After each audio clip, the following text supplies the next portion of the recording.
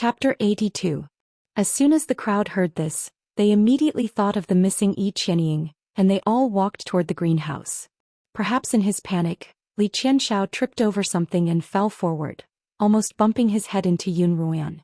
Liemo reached out and grabbed Yunruoyan's shoulder, pulling Xianxia away from her. "Watch where you're going." Liemo turned around and glanced at Xianxia coldly. Yunruoyan, on the other hand, gripped the item in her hand tightly. Li Xiu walked in front of her, reaching the entrance of the greenhouse in 2 steps. Just as he was about to step in, Eunuch Chong suddenly called out, "Your Majesty, please wait." But Li Xiu had already stepped in, and what he saw was something he would never have imagined. Eunuch Chong only had time to light a lamp before running out, so the interior of the greenhouse was still a little dark. However, in the dim light, those who entered the greenhouse were able to clearly see the naked girl lying on the ground. "Ah!" The Empress screamed as she turned and walked out, pulling Li Qianhan along with her. Li Xiu's narrowed eyes instantly widened to twice their original size.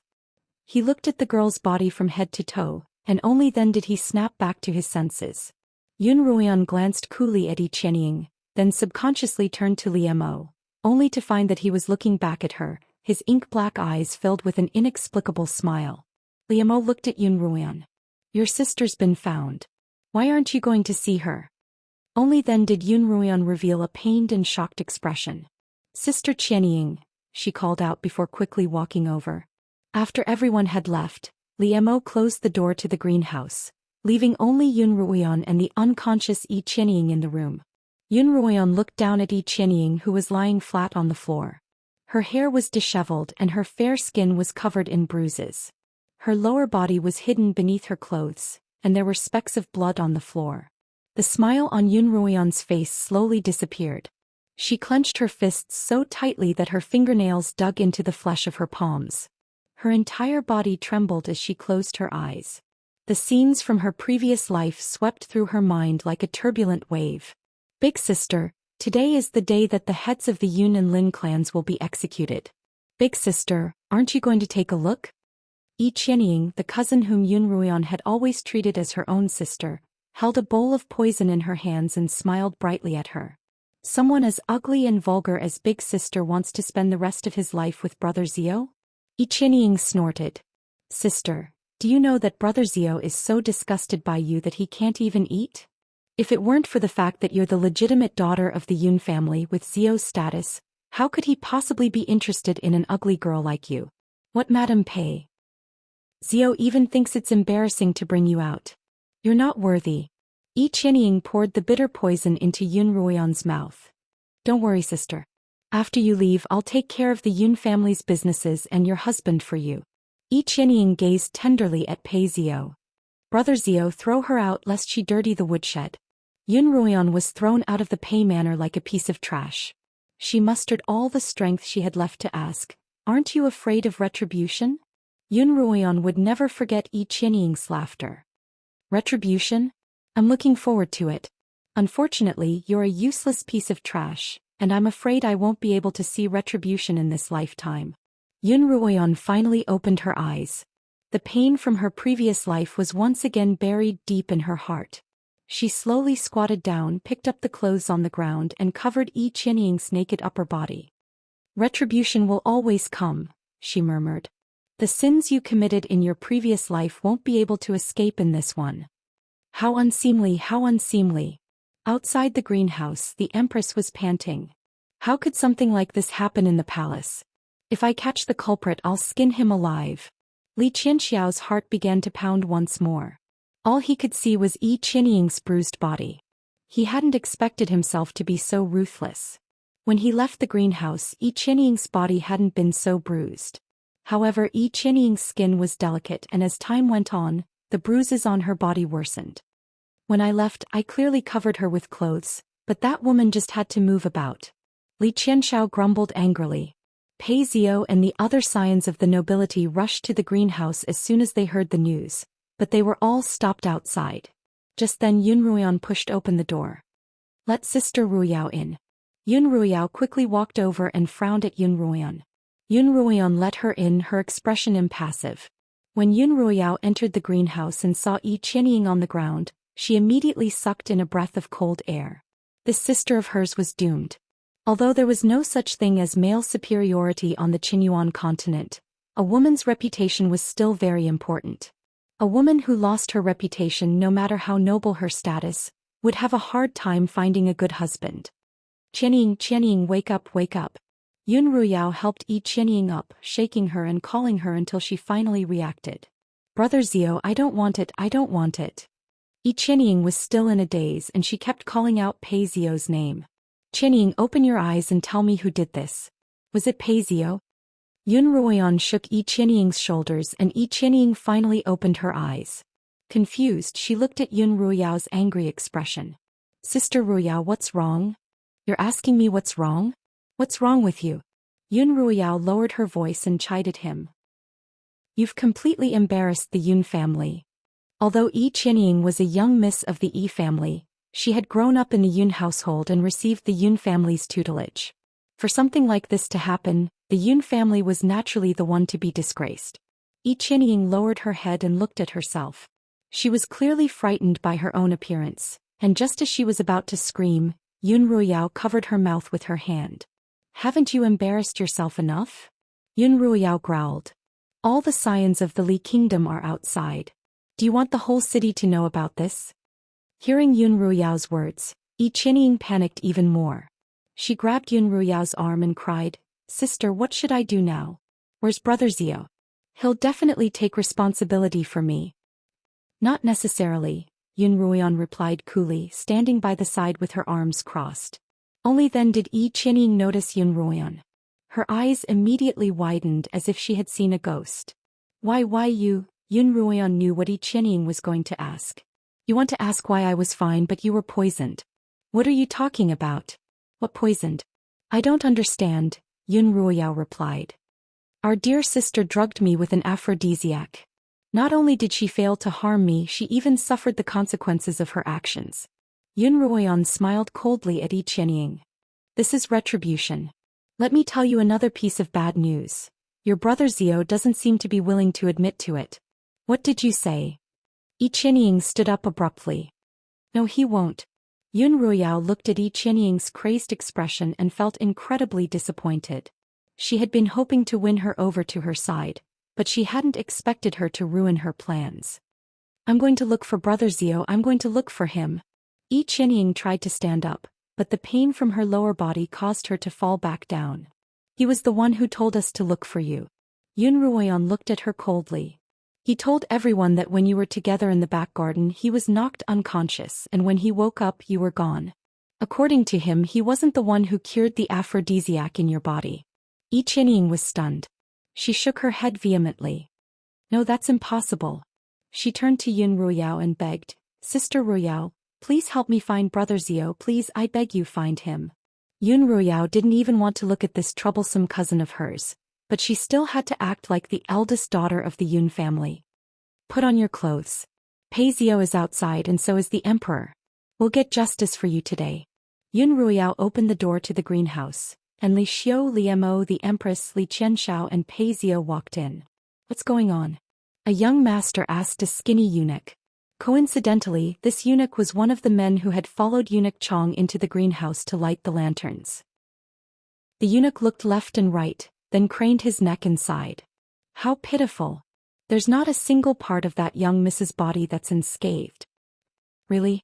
Really? The youth exclaimed in shock. Of course. The eunuch couldn't help raising his voice. I saw it with my own eyes.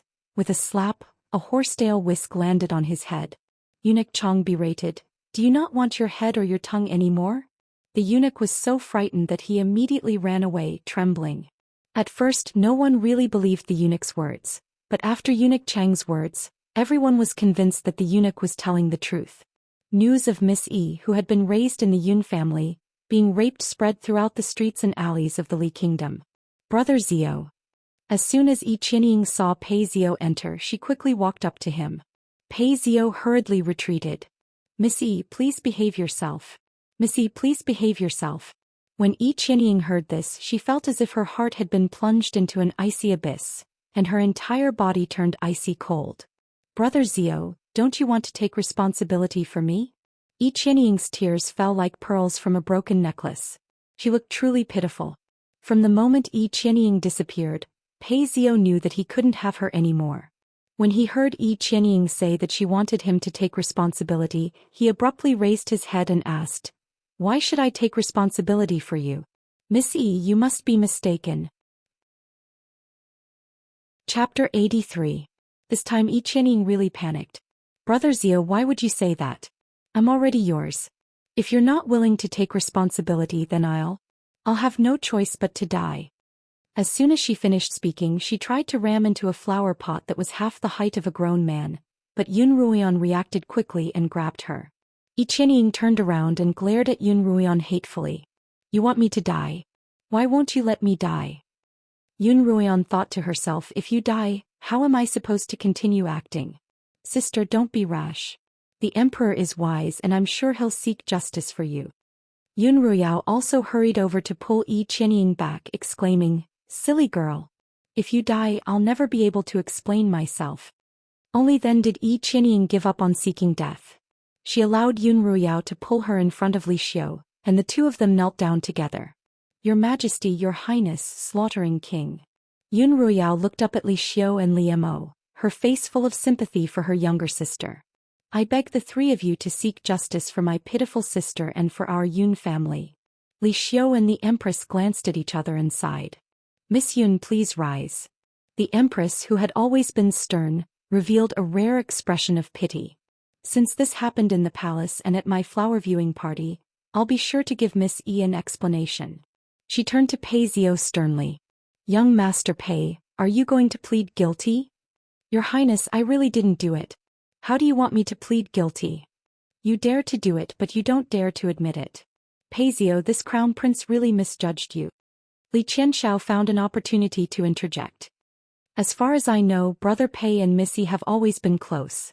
Since something like this has happened, if Brother Pei isn't willing to take responsibility, are you really going to force Miss Yi to her death?" Li Qianxiao wanted nothing more than to pin the blame on Pei Zhou.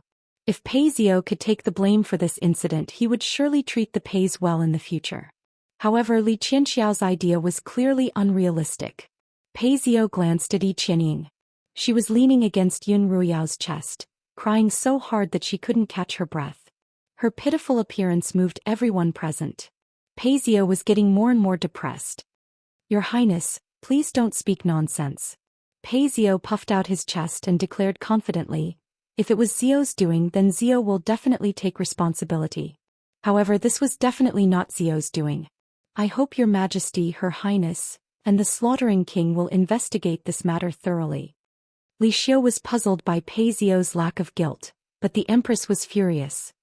"Pei Zhou, do you think she would accuse you of something like this?" She then turned to look at Yi Qianying and said gently, "Miss Yi, a woman's reputation is especially important to her. I want you to tell me clearly, was young Master Pei the one who ruined your reputation?" Yi Qianying looked at Pei Zhou resentfully, but Pei Zhou didn't even look at her. Yi Qianying's love for him was about to shatter into countless pieces. But he was clearly the one who did it, so why wouldn't he admit it? Was it because she was too proactive that he found her shameful? Or was all the kindness he'd shown her was fake? No matter what the reason was, Yi Qianying knew that Pei Zhou was her only hope. If she didn't grab hold of this straw, her life in the future would be worse than death. "Your Highness." Yi Qianying fell to her knees and sobbed. "No matter how muddle-headed I am, how could I have made such a mistake? During the Imperial Territories trial, Brother Zhou and I had already promised to marry each other, and he promised that he'd find an opportunity to propose marriage to me. But now for some reason he's refusing to admit it. Sister Run, are you the one who won't let Brother Zhou take responsibility for me?" Yi Qianying suddenly turned to Yun Ruoyan and continued with teary eyes. "I know that Brother Zhou is closer to you, and I know that my status isn't as noble as yours. But as long as you agree to my relationship with Brother Zhou, I'm willing to serve you and Brother Zhou forever." Yun Ruoyan laughed coldly in her heart. Just as she was about to speak, Li Mo's cold voice rang out. "Missy, what are you saying? Why would my future consort share a husband with you?" Yi Qianying paused, unable to believe what she was hearing. "Your Highness, what did you say? I'm your consort?" "That's right. Li Mo stretched out an arm and placed it naturally on Yun Ruoyan's shoulder. His black, pearl-like eyes looked at Yun Ruoyan lovingly. I've already announced at the flower viewing party that once Yenna reaches marriageable age, I'll propose marriage to her and take her as my consort. Missy, you don't have to worry about anyone stealing your husband. Yi Qianying knelt on the ground, unable to believe what she was hearing. However, the slaughtering king's words couldn't possibly be false, and the love in his eyes couldn't be faked either. Yi Qianying's hands clutched the hem of her dress tightly. For a moment she forgot about her own situation, and her heart was filled with so much jealousy and hatred for Yun Ruoyan that her heart ached. Why? What right did Yun Ruoyan have to gain the slaughtering king's favor? She clearly had a disgusting face. Both of them had grown up without a mother's love, and they'd lived a lonely, destitute life in a large, scheming family. Both of them had the noble status of a wife-born daughter, but they hadn't been able to enjoy that kind of honor. Both of them were in the same boat, and logically speaking, they should have become good sisters, comforting each other. But Yi Qianying just couldn't look at Yun Ruoyan's face without a care in the world. Whenever she saw Yun Ruoyan's pitiful appearance, Yi Qianying seemed to see a shadow of herself in the past. She hated Yun Ruoyan just as much as she hated her past self. As a result, she joined the others in trampling on Yun Ruoyan, harming her even more, as if this was the only way she could find a sense of superiority, a sense of balance. But why? Why had this ugly girl who'd been trampled on by them slowly stood up? Not only had she regained the favor of her grandmother and Yunlan, but even the crown prince and brother Zhou had been bewitched by her false appearance.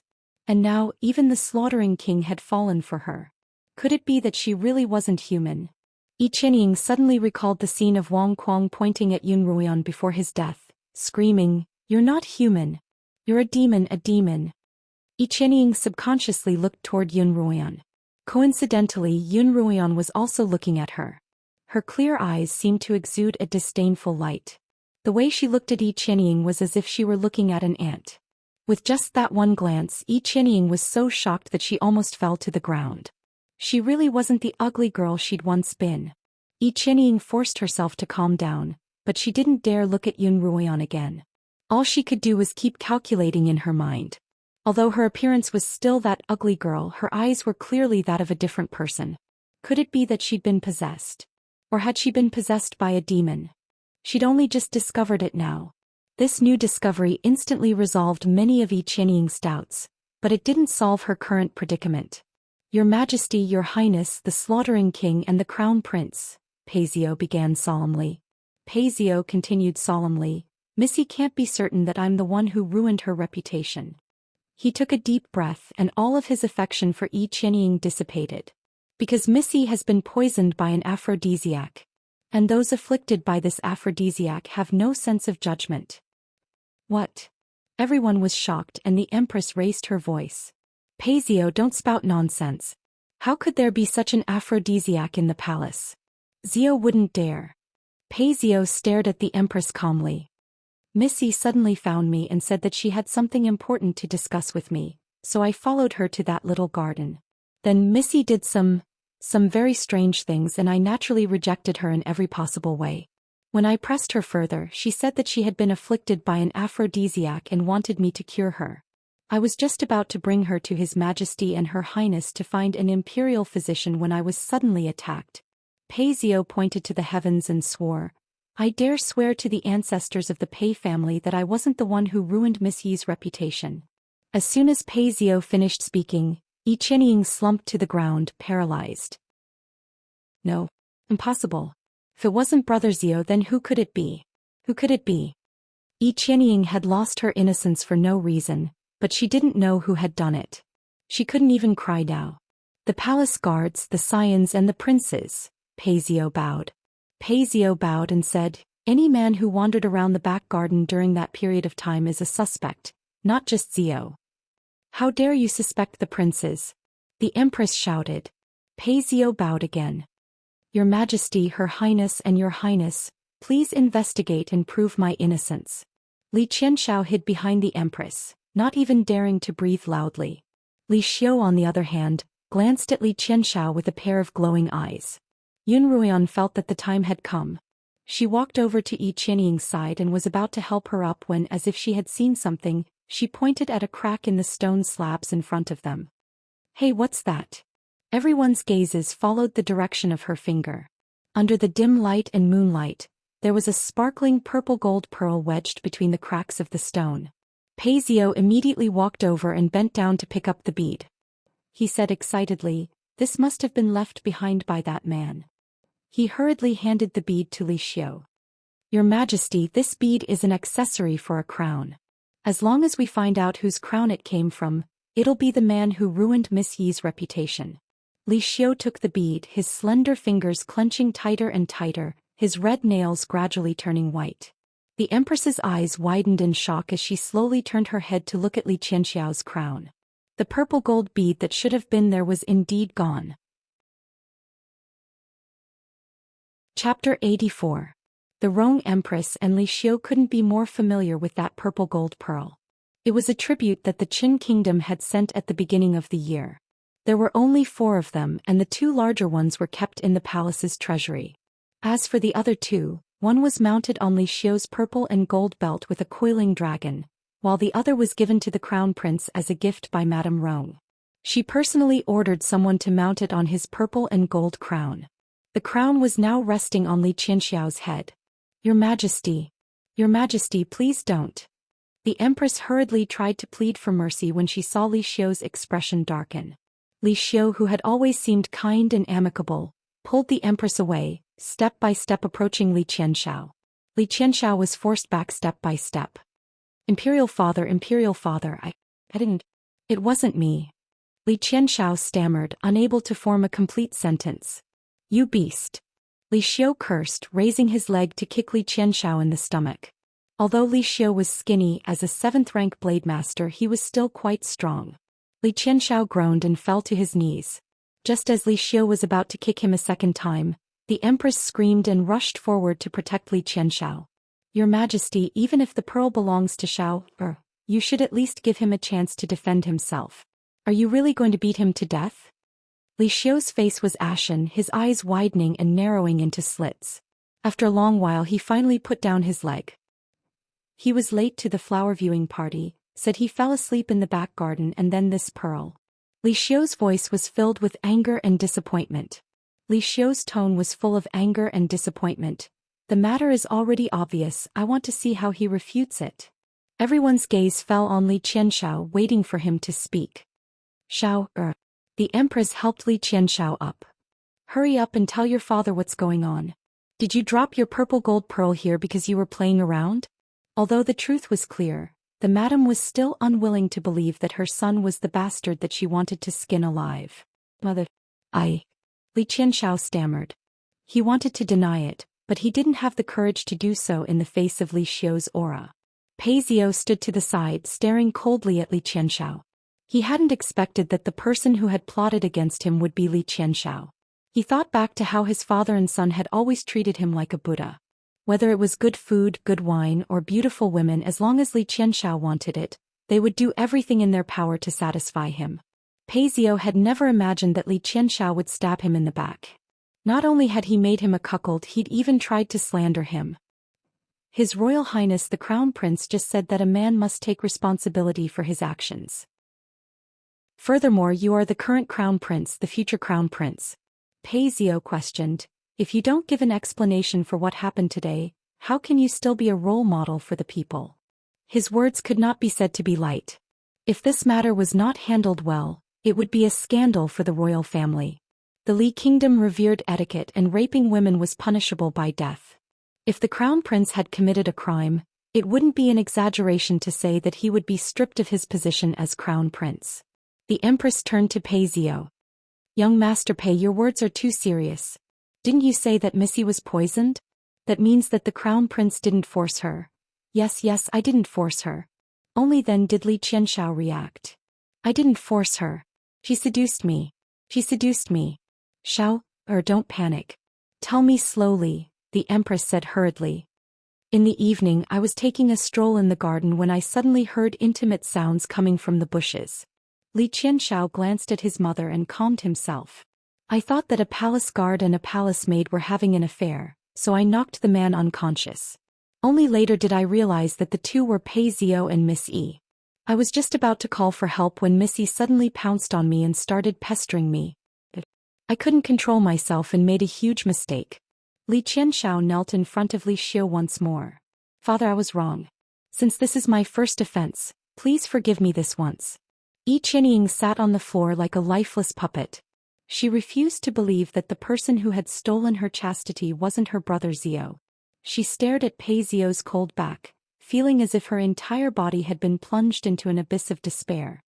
Your Majesty, Xiao is a hot-blooded man and Missy did it willingly. You can't just blame Xiao for this, the Empress said to Li Xiu, her gaze landing on Yi Qianying who was still kneeling on the floor. A look of disdain surfaced in her eyes. How could such a good girl be poisoned for no reason? Judging from her attitude toward Pei Zhou, could it be that she'd purposely thrown herself at young Master Pei, then set up a trap for everyone to find out so that the emperor could bestow a marriage upon her? This sort of ploy wasn't anything new in the palace, but her son had been made a scapegoat for someone else. The empress was furious, but she didn't let her emotions show on her face. Regardless of who was right or wrong, Li Qianxiao had already taken Yi Qianying's chastity. If she wanted to appease the emperor and silence the crowd, she could only grit her teeth and swallow the insult. The empress made up her mind, then turned to Yun Ruyao. Miss Yun, hurry up and help Missy up. The floor is too cold. Since the crown prince was the one who did this, we'll definitely take responsibility for it. In a few days I'll send someone to the Yun and Yi families to propose marriage and have Missy marry the crown prince as soon as possible. Li Qianxiao straightened up abruptly and looked at the empress, his eyes filled with reluctance. Whenever he thought of how intimate Yi Qianying had been with Pei Zhou, Li Qianxiao couldn't help but feel disgusted. When he'd toyed with Yi Qianying, he'd felt no different from a prostitute in the brothel. But now his mother wanted him to marry her. He hadn't been betrothed yet, and the position of crown prince's consort had always been vacant. Was he going to marry the daughter of a minor family just because of such a small matter? She was going to be the empress one day, a woman who would be worshipped alongside him. Mother, I don't. Shut up. The empress turned around and glared at him. Mother. Li Qianxiao panicked. What, are you still not willing? Li Xiu asked coldly. If you can't take responsibility for your own actions, I'll have to reconsider whether there's a more suitable candidate for the crown prince position. These words were like a curse that bound Li Qianxiao tightly. All of Li Qianxiao's reluctance was condensed into a single sentence. Yes, I'm willing. Yun Ruyao hadn't expected things to turn out this way. Compared to marrying into the Pei family and marrying into the imperial family, the Yun family was clearly more beneficial. This was truly a blessing in disguise. Thank you, Your Majesty, for helping Sister Qianying. It's Qianying's good fortune to be able to marry the crown prince. By this time, Yi Qianying's mind was a mess. As if suddenly awakened from a dream, she struggled free of Yun Ruyao's support and threw herself at Pei Zhou, crying, Brother Zhou, I just want to stay by your side. Even if it's just as a concubine or even as a servant, I'd be happy. Pei Zhou hurriedly dodged. Missy, don't belittle yourself. I don't have that fortune. The crown prince is a dragon among men, and it's best for you to follow him. Brother Zhou, don't you have any feelings for me at all? Yi Qianying asked, unwilling to give up. When Pei Zhou raised his head, he saw the bruises on her neck and he couldn't help but feel annoyed. Missy, I've only ever been friends with you. If I've caused you any misunderstandings in the past, I'd like to apologize. Pei Zhou bowed respectfully to Yi Qianying, clearly expressing his attitude. From now on, I hope you'll take care of yourself. Yi Qianying suddenly smiled bitterly. Indeed, she was no longer a virgin and yet she was still so worthy of Pei Zhou. In fact, she knew deep down that even if she'd been unharmed, she might not have been able to join the Pei household. The Pei family was the sole heir of 3 generations, and they had to marry someone of equal status. What right did an abandoned daughter of a small family like her have to dream about it? All this time, it had only been her wishful thinking. When had Pei Zhou ever given her an explicit promise? Ha ha ha ha. Yi Qianying suddenly laughed, her expression rather strange. The empress was now certain of her previous judgment, and her disdain for Yi Qianying deepened. Just the thought that this girl would become her first daughter-in-law made her heart clench. However, for the sake of Li Qianxiao's position as crown prince, she held her tongue. So what if Yi Qianying became the crown prince's consort? The empress could still depose her, and she had 100 ways to make Yi Qianying lose her position as crown prince. Just as everyone was shocked by Yi Qianying's strange behavior, she put away her strange smile and put on a calm one. Smiling, Yi Qianying walked over to Li Xiu and the empress, slowly kneeling on the ground. Qianying thanks your majesty and your highness for your kindness. I know that my status is low and my appearance and cultivation are not worthy of the crown prince, so I'm willing to be your consort. I hope that your majesty and your highness will grant me this wish. Both the empress and the emperor were taken aback. No matter how they looked at it, the crown prince was in the wrong. Although Yi Qianying's status wasn't high enough, the fact that she'd lost her chastity to the crown prince gave her an absolute advantage in public opinion. Moreover, she had the backing of the Yun family. The head of the Yun family, Yun Lan, was a cautious and courteous man. He was respectful to those above him and courteous to those below him. As a result, the Yun family enjoyed a good reputation in the capital and even in the entire Li kingdom. However, Yun Lan was someone who cared about face the most. If he were to be displeased, it would definitely cause a huge uproar. The empress had also considered this point, which was why she'd immediately offered the position of crown prince's consort. She hadn't expected that Yi Qianying would voluntarily ask to be a consort. It seemed that this child could still be manipulated. The empress' fake smile finally contained a trace of sincerity. Chapter 85. Good girl, it's been hard on you. The empress helped Yi Qianying up and combed her fringe lovingly. Yun Ruiyao didn't understand Yi Qianying's actions. After all, the crown prince's wife was going to be the empress in the future. Was Yi Qianying stupid enough to give up just like that? She was anxious, but she couldn't stop her. Instead, Yun Ruoyan looked deeply at Yi Qianying. Your sister isn't simple at all. Li Mo whispered into Yun Ruoyan's ear. But with me around, you don't have to worry about anything. Just like that, the triennial flower viewing party came to an end. Yi Qianying didn't return to the Yi Manor. Instead, she followed Yun Ruiyao and Yun Ruan back to the Yun Manor. When Yun Lan learned of this matter, he felt that it was a disgrace to the family, but fortunately, the crown prince was willing to take responsibility for it. The Yun matriarch looked at Yi Qianying with a complicated gaze for a long time before slowly closing her old eyes. She didn't say anything. Only Madame An was the happiest. She gave Yi Qianying a pair of gold-folded cat's eye earrings that she had treasured for many years. Mother, the empress had originally promised Yi Qianying the position of the crown prince's wife, but for some reason Qianying turned it down and volunteered to be a concubine. Yun Ruiyao spoke to Madame An in her quarters. The crown prince could have 2 concubines at once, but only one concubine, and that concubine was going to be the empress in the future. Yun Ruiyao couldn't understand why Yi Qianying had turned down such an important position so easily. That's where Qianying is smart. Madame An was trimming the leaves and branches of a newly bloomed peony. She's known her place from a young age. Although the position of the crown prince's wife is important, it's not something she's worthy of. If she had accepted the position that day, she probably wouldn't have survived more than a year in the crown prince's manor. Yun Ruiyao broke out in a cold sweat when she heard Madame Anne's words. If she had been in the same situation, she would have happily agreed to the proposal. Madame An could tell what she was thinking. Silly child, you're different from Qianying. You're the eldest daughter of the Yun family, while Yun Ruoyan is an ugly girl who can't get married. In the future, your marriage will be arranged according to the standards of the first wife's daughter. You can also sit on the position of the crown princess. Yun Ruiyao recalled the crown prince's demeanor the day before and immediately shook her head. Qianying alone is enough for the crown prince's manor. I won't be joining in on the fun. Madame An looked at the freshly trimmed peonies in front of her, brimming with the aura of nobility, and smiled in satisfaction. She's already climbed the ranks of the crown prince's consort. At least she sold it for a good price. Yun Ruiyao then told Madame An about the slaughtering king's relationship with Yun Ruoyan. Madame An was initially shocked, but then she laughed and said that the slaughtering king's strange personality was a good match for that ugly girl. Yun Ruiyao didn't understand. Madame An had also said that although the slaughtering king was famous, his reputation wasn't good. Furthermore, now that the world was at peace and the slaughtering king was just an idle king with no real power, it wouldn't be a bad thing if he could take that eyesore away with him. Yun Ruoyan, on the other hand, was extremely vexed. The slaughtering king, who had always been elusive, had been visiting her rooms frequently, and just like Li Qianhan, he didn't like to leave through the front door. Yun Ruoyan could still sense Li Qianhan's aura, but Li Mo was as elusive as a ghost. Even Qiu couldn't detect his presence. One night, just as Yun Ruoyan was about to wash off the fake scar on her face, the back window suddenly opened, and Li Mo rushed in like a gust of wind. Yun Ruoyan was so startled that she almost spilled the basin she was washing her face with.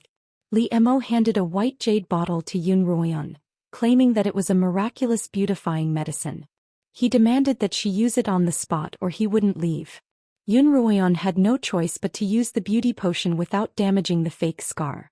She followed Li Mo's instructions and applied the sweet-smelling gel evenly on her face, then closed her eyes and waited for 15 minutes. By the time she opened her eyes again, Li Mo had disappeared. One afternoon while she was cultivating, she suddenly felt someone staring at her. When she opened her eyes, she almost had a heart attack. Li Mo's ink-black eyes were inches away from hers, and the tip of his nose was almost touching hers. She reached out to push him away, but Li Mo pulled her into his embrace. She opened her mouth to scream, but Li Mo silenced her with a deep kiss. Yun Ruoyan struggled with all her might, but the more she struggled, the more Li Mo kissed her. Only when she began to cry did he finally stop. Then, in a perverted manner, he wiped her tears away with his hand and tasted them as if they were a delicacy. Then in his alluring voice he murmured, "Yan, you taste so good. Fortunately, I have enough self-control, or I would have devoured you long ago." Yun Ruoyan was now certain that the slaughtering king Li Mo was a pervert. After so many encounters with him, Yun Ruoyan had finally come up with a way to deal with Li Mo. No crying, no screaming, no fighting, and no cooperation. As soon as Li Mo appeared, no matter what Yun Ruoyan was doing, she would immediately stop, close her eyes and pretend to be dead. At times like this, Li Mo would only look at her quietly before sighing. "Yan, I've lost interest in your cooperation." After a few more times, the slaughtering king finally didn't appear for a few days. 2 days later, Yun Ruoyan shut the back window tightly and washed her face in relief. The fake birthmark on her face had already hardened, and Yun Ruoyan had practically peeled it off entirely. It feels so good." Yun Ruoyan buried her entire face in the bathtub, then popped out of the water like a lotus flower. In order to deal with Li Mo's sudden appearance, Yun Ruoyan had kept half her face covered in the fake birthmark for many days, unable to wash it or change it. Fortunately, the medicinal powder that Lin Zainan had given her was effective at protecting her skin. Otherwise, that half of her face would surely be covered in a layer of rash. Yun Ruoyan lay in the bathtub, casually picked up a jade bottle from a nearby table, poured out a milky brown viscous substance, and gently rubbed her palms together until her palms frothed. Then she rubbed her face evenly. This was another bottle of beautifying medicine that Li Mo had given her a few days ago. Curious, she asked what it was called. Li Mo casually mentioned a particularly clumsy name, something along the lines of deep-sea mud cream. He also told her that, when used together with the fish oil and snow lotus stamen nectar he'd given her, it would have the effect of transforming an ugly woman into a fairy. Yun Ruoyan didn't know whether or not it would turn her into a fairy, but it was indeed comfortable. As a result, Yun Ruoyan couldn't sleep well if she didn't use it for a day. It was late at night, and after Yun Ruoyan finished her daily cultivation, she quickly drifted into a sweet dream. A long fingernail crept in through the gap in the back window. With a light flick, the latch that Yun Ruoyan had bolted onto the window fell to the ground. Li Mo pushed open the window, and his black robe floated into the room like a black cloud. Yun Ruoyan gently turned over, a faint smile on her lips. The moonlight of the summer night shone through the window, casting a white veil over her bed. A black figure quietly stepped on this piece of chiffon. Li Mo looked down at Yun Ruoyan, who was even more beautiful than the most beautiful phoenix flower in the moonlight, and his lips curled up in a smile. "Sunimo," Qiu's voice passed through the silver bracelet on Yun Ruoyan's left hand and into Li Mo's ears. "You've fallen in love with my master." Qiu's voice was filled with obvious amusement. "How so?" Li Mo's lips were still curled up. "I can feel it from the way you look at my master," Qiu continued.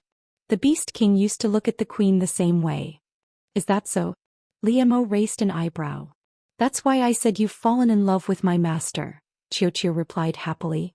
I was worried that you'd change your mind and try to kill my master one day, but I'm not worried anymore. Not only will you not kill her, you'll even protect her. Liemo reached out to touch Yun Ruoyan's face, but stopped just as he was about to do so. Xianxia, do you still remember Xiaohua? Xiaohua. Liemo's sudden question caused Xianxia to pause for a moment before replying. I remember. That was the magical familiar the queen gave you, a leopard that never grew up. I really liked it back then too. It was so obedient, so adorable, and its fur was as smooth as silk. I loved hugging it to sleep. Liemo seemed to be immersed in a beautiful memory, and his voice was filled with delight. However, while I was escaping with it, I ate it. I ate its flesh, drank its blood, and made its fur into a pair of warm boots. Liemo's tone suddenly changed as if he had returned from spring to winter, causing everyone to shiver involuntarily. I've liked many things and I've destroyed many of them. Liemo raised an eyebrow. So, Xianxia, don't try to guess what I'm thinking and don't reveal my identity to your master. Otherwise, it wouldn't be difficult for him to destroy something he likes to protect himself. After a long while, Xianxia finally spoke up. I know. Liemo nodded in satisfaction. Seeing that Yun Ruoyan's complexion was even healthier than before, he knew that the ointment he had concocted was working. Although Liemo didn't know how Yun Ruoyan had managed to neutralize the poison in her body, he discovered that there was still a small amount of poison hidden in the scars on her face. Although this bit of poison wouldn't cause any immediate harm, it would cause severe side effects over time. This further deepened Liemo's suspicions. Who had made such a vicious poison and who had poisoned Lin Yueme? Chapter 86. Liemo's icy blue eyes moved from Yun Ruoyan's face to the Qilin bracelet on her left hand. He reached out and touched the bracelet, and then a look of surprise appeared on his face. Liemo had known from the start that those who possessed the constitution of a human furnace would be extremely talented at cultivation, but Yun Ruoyan's cultivation speed still surprised him. Previously, he had used a drop of beastkin blood to open a small crack in the seal of the Fusang tree and release some of the fire-attuned Qilin core's energy. He had thought that it would take Yun Ruoyan a long time to refine and absorb the Qilin core's energy, but in less than 10 days Yun Ruoyan had absorbed all of it. Xianxia didn't tell Liemo that Yun Ruoyan had only taken a day and a night to refine the Qilin's energy. If he were to learn of this fact, even the slaughtering king, who wouldn't bat an eyelid even if the sky were to collapse, wouldn't be able to maintain his composure. Liemo was very happy. Based on Yun Ruoyan's cultivation speed, it wouldn't be long before he would be able to dual cultivate with her. Liemo looked down at the sleeping beauty on the bed, his lips curling up once more. The sight of the Phoenix Orchid Lake floated before his eyes. Liemo was truly looking forward to dual cultivating with her. Back when the Beast King had used the Fusang tree to seal the Qilin core, he had added his own blood as a primer. As a result, the seal would require the Beast King's blood. As the Beast King's son, Liemo's blood would naturally be able to open the seal as well. The more blood he used, the larger the crack in the seal would be, and the more Qilin energy would flow out. Soon the crack in the seal would close up again. Liemo used his long fingernail to cut his finger and dripped 2 drops of blood onto the Qilin bracelet. The bracelet glowed faintly red, and the 2 drops of beastkin blood quickly disappeared into the bracelet. Xianxia didn't know that Yun Ruoyan was a human furnace, so it was a little puzzled by Liemo's actions. However, it didn't ask because it knew that it would be pointless. Liemo's threat to Xianxia was effective. At least until he showed obvious killing intent toward Yun Ruoyan, Xianxia wouldn't reveal his identity to Yun Ruoyan. Once again, Yun Ruoyan entered a dreamscape filled with fireflies. The fireflies seemed to like her very much, dancing and dancing around her, and she laughed happily like a child. Miss, are you awake? Peony's voice sounded by Yun Ruoyan's ear, and when she opened her eyes she found that the sky was already bright. Knowing that she had overslept, she sat up and asked, "What time is it now?" Peony, who was standing outside the door, replied, "It's still morning, but the young miss would usually be up and cultivating by this time." Yun Ruoyan got off the bed and put on a robe. She didn't have time to fake a birthmark, so she casually put on a thin veil. "Miss, you look so good today." When Yun Ruoyan opened the door, Peony walked in with a basin of water and greeted her as soon as she saw her. "When am I ever in a bad mood?" Yun Ruoyan laughed. "You're the only one with a sweet tongue." "It's true." Mrs. Complexion is exceptionally good today. Peony hurriedly replied. Just now when she had entered the room she had seen that Yun Ruian's face was like a moonstone, radiating a gentle glow. Yun Ruian smiled, poured herself a cup of herbal tea and sipped it slowly. Miss, did you have a beautiful dream? Peony placed the basin of water on the table and turned to Yun Ruian with a smile. As soon as I arrived at the door I heard you giggling. I thought you were awake but you didn't answer. So you were laughing in your dream. Yun Ruian paused, thinking back to the firefly-filled dream. This wasn't the first time she'd had such a dream. When was the last time? Yun Ruian's heart skipped a beat, and at the same time Qiuqiu's voice rang out in her head. Mistress, quickly check your spiritual vortex. Yun Ruian immediately sent Peony out and had her stand guard outside, forbidding anyone from entering. Although Peony didn't know much about cultivation, having been a maidservant in a cultivation family for a long time, she had some understanding of it. Coupled with Yun Ruian's previous cultivation habits, she didn't question Yun Ruian, immediately closing the door and standing guard in the courtyard. Yun Ruian sat cross-legged on her bed and began to examine her spiritual vortex with her mental energy.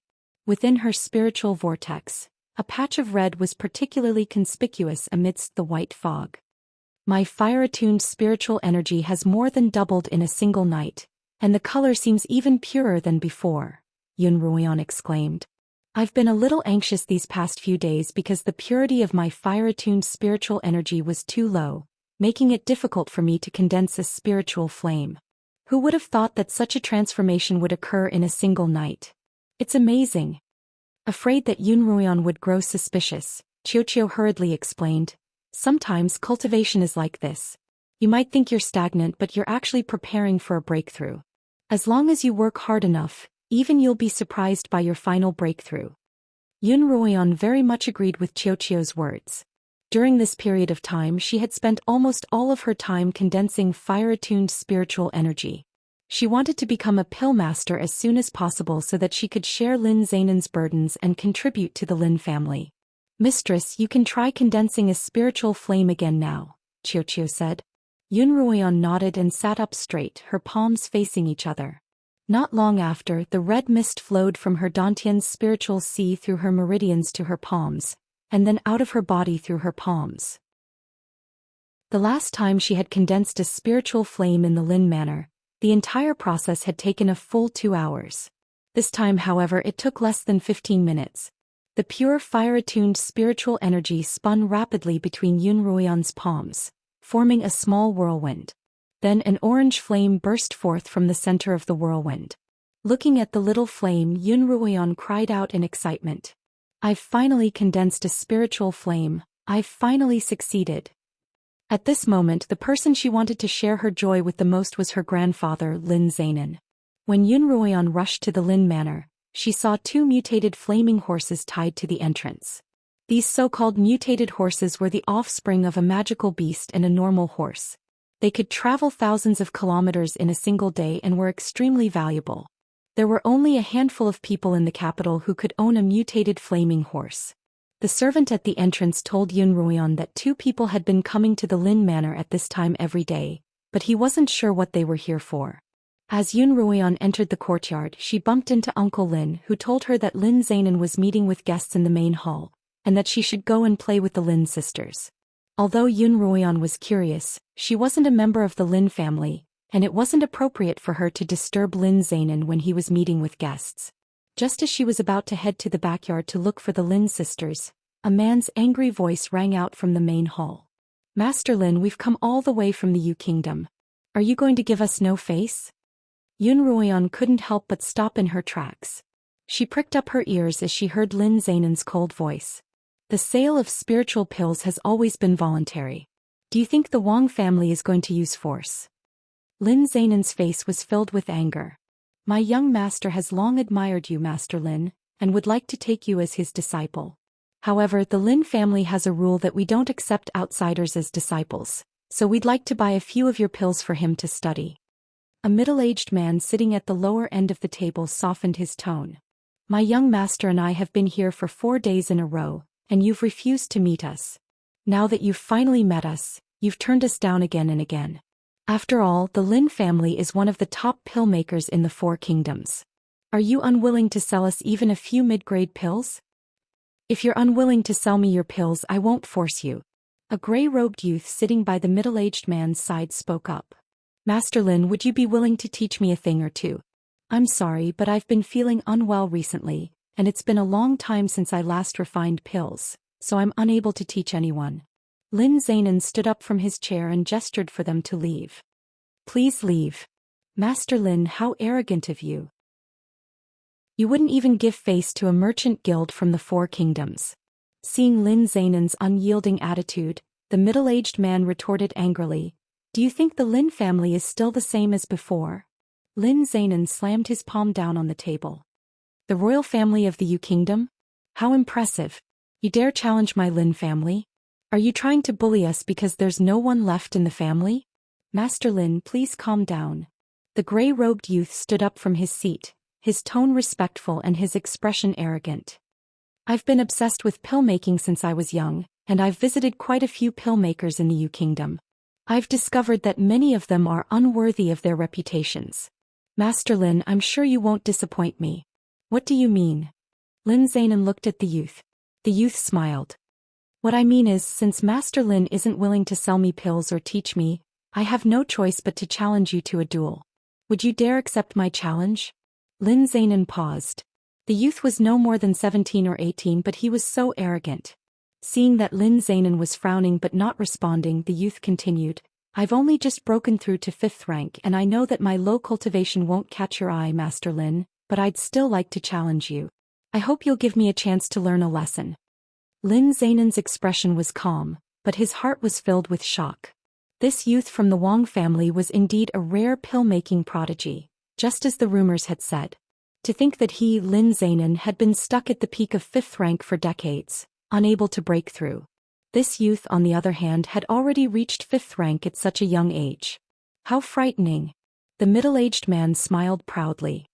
My young master has traveled the Four Kingdoms over the past year, rarely meeting a worthy opponent. If he can meet with a rebuff from Master Lin, it'll be a worthwhile trip. Lin Zainan's brows furrowed tighter and tighter.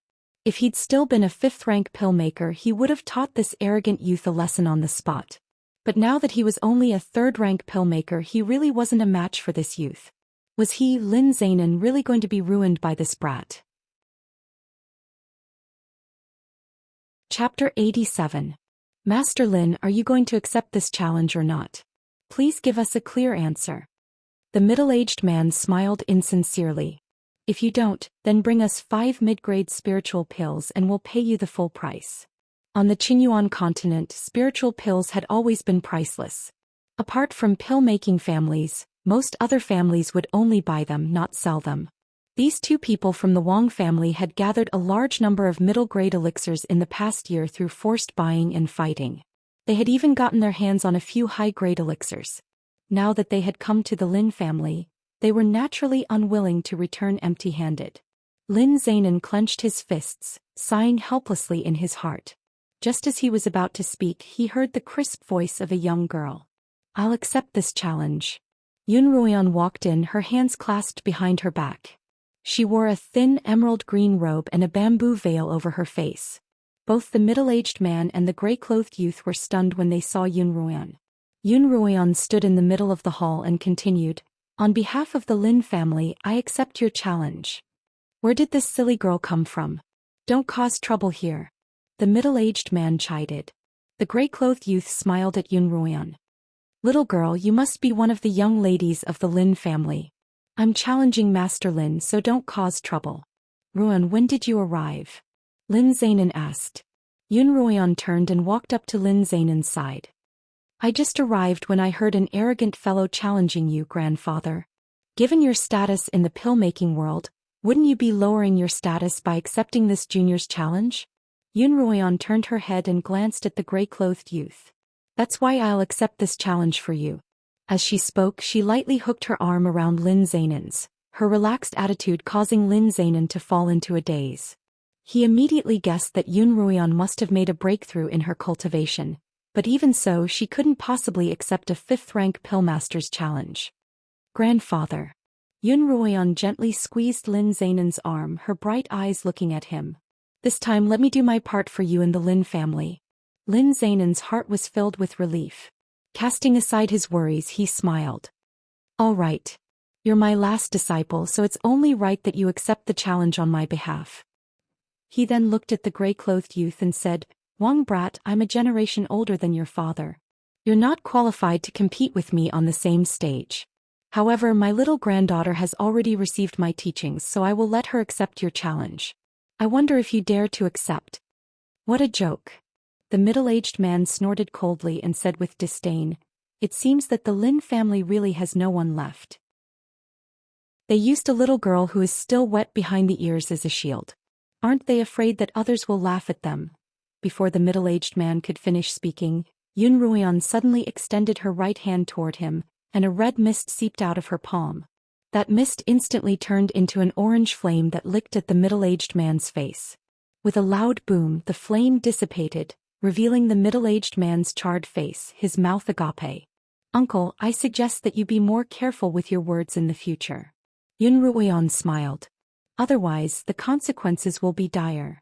Just as Yun Ruoyan released the flame, Lin Zainan's eyes lit up, and he hurriedly suppressed the joy in his heart. However, he couldn't help but laugh out loud. Not bad at all.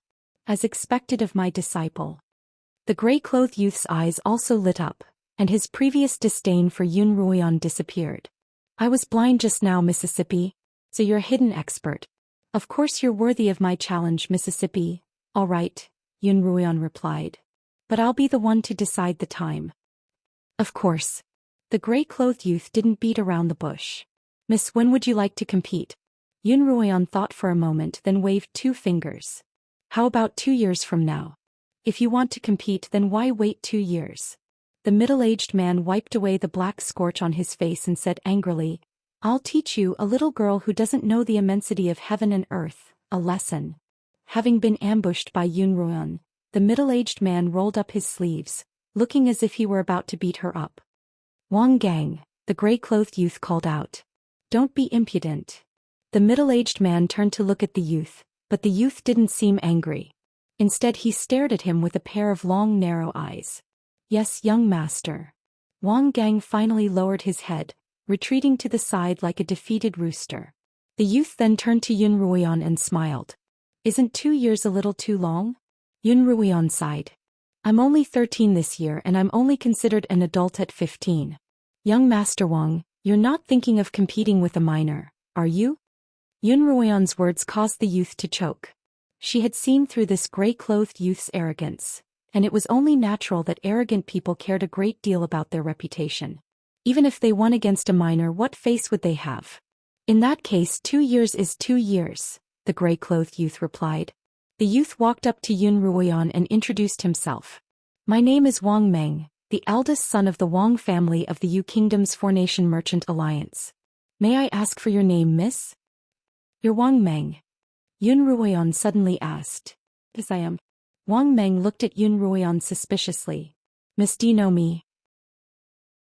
Wang Kuang's brother, whom she had killed in the imperial territory, and the person who had injured Lin Zainan in a competition in her past life, was this gray-clothed youth in front of her. Yun Ruoyan's eyes turned cold, but only for a moment. Very quickly, a smile appeared on her face. Wang Meng, famed pill master of the Yu Kingdom. I've heard a lot about you and I look forward to competing with you in 2 years. Me too. Wang Meng raised his hand toward Yun Ruoyan. I'm Yun Ruoyan, Lin Zainan's last disciple. Yun Ruoyan raised her hand toward Wang Meng's. With a loud smack, a frightening killing intent flashed through Yun Ruoyan's eyes. Wang Meng and Wang Gang finally left. Lin Zainan looked at Yun Ruoyan excitedly, his large hands on her shoulders, his white beard trembling. Ruoyan, you broke through again so quickly and not just by one stage. Lin Zainan had told Yun Ruoyan that spiritual fire could be divided into 7 stages, each of which was further divided into 7 different colors: red, orange, yellow, green, cyan, blue, and violet. A newly formed spiritual fire would be red, and as one's cultivation deepened and the fire-attuned spiritual energy in one's spiritual vortex became purer, the color of the spiritual fire would change, slowly turning from red to orange. By the same logic, as one continued to cultivate, the orange flame would slowly turn yellow, and so on until one reached the violet stage. The red flame of the first stage couldn't be used to refine pills, but the orange flame could be used to refine low-grade spiritual pills. The cyan flame could be used to refine high-grade spiritual pills, while the violet flame could be used to refine the legendary sacred-grade pills. At his peak, Lin Zhainan had only been able to condense a green flame, which could only be used to refine mid-grade spiritual pills. I never thought that my good grandson's talent in alchemy would be so strong. In such a short period of time, not only did he manage to condense the spiritual fire, he even managed to condense an orange spiritual fire. Lin Zhainan had been worried that Yun Ruoyan would accept the challenge, but now he could finally relax. Ruan, I believe that even if you can't surpass that Wang brat in 2 years' time, you won't be any worse than him. Grandfather, Yun Ruoyan replied firmly, I'll definitely defeat him. Lin Zhainan handed her a spiritual pill recipe book, instructing her to memorize its contents.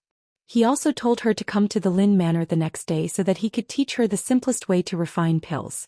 When Lin Qingshan and Lin Qingxue learned that Yun Ruoyan had successfully condensed a spiritual flame, they hugged each other and jumped up and down in joy. Then they began to regret that they hadn't been there to witness such an exciting moment. Lin Qingshan dragged Yun Ruoyan to her bamboo garden, saying that she had something to show her. However, Lin Qingxue, who loved to join in on the fun, hurriedly said that she had to do the homework that Lin Zhainan had assigned her for the day and then ran off.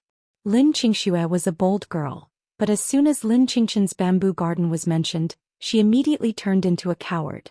Lin Qingshan's bamboo garden contained many creatures that made her scalp numb. For example, there was a toad as big as a wash basin, a scorpion with a 10-foot-long tail, a centipede with a pair of large eyes, and a catfish that could laugh. Every single one of them made Lin Qingshue's heart tremble and give her nightmares. Unfortunately, her only sister preferred to spend so much time with these creatures that she couldn't even fulfill her wish to visit her sister. Sister Ruoyan, look. Lin Qingshan pulled away a piece of black cloth, revealing a transparent crystal cover. Yun Ruoyan looked in the direction of her finger. Through the cover she saw a small white snake about 3 inches long lying on the black sand. Is this the result of the snake egg you brought out of the imperial territory? Yun Ruoyan stared at the little snake. Yes. Lin Qingshan replied. There were 5 eggs in total and this is the only one that hatched. The snake's entire body was snow white, and it lay there motionlessly as if it were an ice sculpture. Yun Ruoyan had seen both green and black snakes before, but this was the first time she had seen such a snow-white snake and she found it rather cute. Has grandfather seen it before? Yun Ruoyan asked. Of course. Lin Qingshan leaned closer to the crystal cover and propped her chin on her hand. Without grandfather's help, I wouldn't have been able to hatch even one of the 5 eggs. Does it have any special abilities like the ability to breathe fire? Yun Ruoyan pointed at the crystal cover and as if sensing her, the snake suddenly opened its eyes and turned its head toward her. Yun Ruoyan exchanged a glance with the snake, and she immediately shook Lin Qingshan's arm. But Qingshan look, even has double eyelids. Chapter 88. As if it could understand Yun Ruoyan's words, the little snake wriggled its body toward her. Yun Ruoyan knew that the higher a snake's rank was, the worse its vision would be. This little snake which had just hatched had a pair of large pitch-black eyes, like 2 black pearls without any impurities. Yun Ruoyan couldn't help but think of Li Mo, the fellow who also had pitch-black eyes. The little snake slithered all the way to Yun Ruoyan's front. Separated only by a transparent crystal barrier, its pitch-black eyes met hers. Yun Ruoyan raised a finger and tapped the crystal barrier, and the little snake kissed the spot she had pointed at. Wow! Yun Ruoyan exclaimed once more. After her 2 encounters with snakes in the imperial territory, she didn't have a good impression of them. At first she hadn't even suggested that Lin Qingshan bring the eggs back to incubate them. But now that she looked at the little snake, all she felt was how adorable it was. How magical! He turned to Lin Qingshan. I didn't expect it to be so obedient. It's so young but it's already human-like. Whitey is still a baby snake, just like a few months-old baby. How can it understand human nature? Lin Qingshan said, moreover it has a very bad temper and is not obedient at all. But it's clearly very obedient. Yun Ruoyan didn't understand. Lin Qingchen smiled mischievously, then stretched out her left hand in front of Yun Ruoyan. That's why it's so quiet. On Lin Qingchen's left hand's middle finger was a simple black ring with a snake pattern carved on it. Isn't this the ring from the imperial territory? Yun Ruoyan asked. More than a month ago they had found quite a few treasures in the Cave of Wild Vines, one of which was a snake ring. Lin Qingchen had loved it as soon as she saw it, so she had given it to her. However, Yun Ruoyan hadn't noticed when Lin Qingchen had started wearing it. I accidentally discovered that this ring can be used to control snakes. Yi Qianying moved the ring back and forth on her left hand, and the little white snake began to dance along with her movements. When Yi Qianying didn't move, so did the little white snake. Grandfather said it was a magic ring. Yi Qianying removed the ring from her finger and handed it to Yun Ruoyan, motioning for her to put it on. Yun Ruoyan took the ring and put it on her middle finger. Suddenly, a pair of black eyes flashed through her mind, emitting a cold light. It was just a flash, but it seemed to see through the depths of one's heart. Yun Ruoyan looked at Lin Qingchen in surprise and was about to ask what was going on. The first time I saw those eyes in my mind, I was shocked too. Lin Qingchen spoke before she could. Later, I gave the ring to my grandfather. He said that it was the eye of the previous owner of the ring. Although the owner was dead, his magic was injected into the ring. This is the legendary One Ring. Yun Ruoyan followed Lin Qingchen's example and pointed the ring on her finger at the snake, but it simply lay there lazily, not responding at all. Lin Qingchen had Yun Ruoyan infuse spiritual energy into the ring. The moment Yun Ruoyan infused the ring with her spiritual energy, the pair of eyes in her mind appeared once more. This time, however, it wasn't just a blur but a physical presence. Yun Ruoyan could feel that pair of demonic eyes looking at the snake through her own eyes. Then the snake began to move, following Yun Ruoyan's instructions. Is there really magic in this world? Yun Ruoyan looked at the ring on her finger in disbelief. The realm of demons, magic, and demonic artifacts. These were all things that the storytellers in the tea houses described as illusory. The storytellers loved to talk about a great war between humans and demons 1,000 years ago. Humans had relied on their spiritual energy to defeat the demons, and from then on, the demons had retreated into the darkness. At the time, Yun Ruoyan had listened to the storytellers with great interest, but no one had taken them seriously. Grandfather said that 1,000 years had long since blurred the lines between reality and illusion. When he was young, he even investigated whether the demons really existed, but he didn't find much. However, this one ring can serve as proof of their existence. Yun Ruoyan returned the ring to Lin Qingchen. Lin Qingchen took the ring and said happily, "Although I don't have the talent of a summoner, I can control and command snakes with this ring. Whitey will be my first magical beast." In the evening, Yun Ruoyan left the bamboo garden and returned directly to the Yun Manor. When she entered her cottage, she saw Xilan busily cleaning up the phoenix petals in the yard, and she walked over. Xilan also saw Yun Ruoyan and she happily presented her treasures. "Miss, look at these petals." Xilan grabbed a handful of petals and gently lifted them up. The petals floated down in the air, emitting a faint fragrance. "May I ask if Miss Yun is around?" Suddenly, an unfamiliar woman's voice came from behind Yun Ruoyan. Yun Ruoyan turned around to see a plainly dressed woman standing by the door. She didn't wear any makeup or accessories, and although she didn't look young, she had a certain charm about her. "I am. May I know who you are?" Yun Ruoyan asked curiously. "Ruoyan, so you're Ruoyan." The woman was both surprised and delighted to see Yun Ruoyan. "Don't you remember me? I'm your third concubine." The woman stepped forward and grabbed Yun Ruoyan's hand. "I haven't seen you in 3 years and you've grown so beautiful. I thought you'd die." Yun Lan had a total of 5 concubines, and his third concubine, Qin Jianmei, was one of the more familiar to Yun Ruoyan. Madame N and Lin Yuemei had entered the household at the same time. Madame N had been betrothed to Yun Lan before she was born, and Lin Yuemei and Yun Lan had fallen in love. Originally, Madame N was supposed to be Yun Lan's legal wife, but Lin Yuemei had suddenly appeared out of nowhere, and Madame N had no choice but to become his concubine. After Lin Yuemei passed away and Madame N became his legal wife, Yun Lan, who had never been interested in women, took in 3 concubines in a row.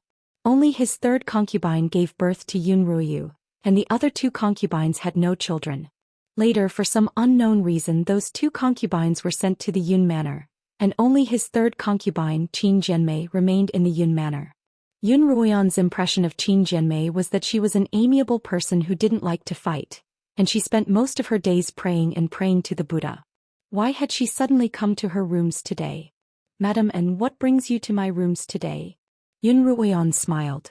Madam Qin's face revealed a troubled expression and she began to stammer. Yun Ruoyan immediately understood that Madam En was here to plead on behalf of her daughter, Yun Ruoyu. It had been more than half a month since Yun Ruoyu had been grounded by the Yun matriarch for poisoning Yun Ruoyan. At the time, the Yun matriarch had declared that unless Yun Ruoyan agreed, she would remain grounded. During this period of time, Yun Ruoyan had been so engrossed in her cultivation that she had completely forgotten about this matter. Ruoyan, I know that Ruoyu has gone too far this time. Madam Qin finally spoke up. It's all because I, as her mother, didn't teach her well. Can you spare her this time on account of my past relationship with you? Yun Ruoyan looked at Madam Qin's hopeful eyes, and she couldn't help but think back to the time when she had been kicked out of the family academy. To Yun Ruoyan, that had been a period of transition from heaven to hell. She had gone from a cultivation genius to a useless piece of trash, from a high and mighty wife-born daughter to an ugly monster that no one wanted to see. Every single person in the Yun family who had bowed to her in the past wanted to find a chance to spit on her. Only this third concubine still respectfully called her young miss as usual. That time, when Yun Ruoyan had been severely injured in the family tournament, it was Madam Qin who had taken care of her for 3 days before her condition had gradually improved. In her past life, Yun Ruoyan hadn't known much about gratitude, and she had spent her days in self-reproach. As a result, she hadn't cared for anyone who had helped her in the past. But now that she had been reborn, Yun Ruoyan had to repay Madam Qin's kindness. Madam Qin. Yun Ruoyan grasped Qin Jianmei's hand. Since you've asked, I naturally can't refuse your request. Although you don't participate in the struggles of the inner court, I know that your heart is as clear as a mirror. Yun Ruoyan sighed. I'm sure you've noticed that Ruoyu has been used as a tool by someone else this time.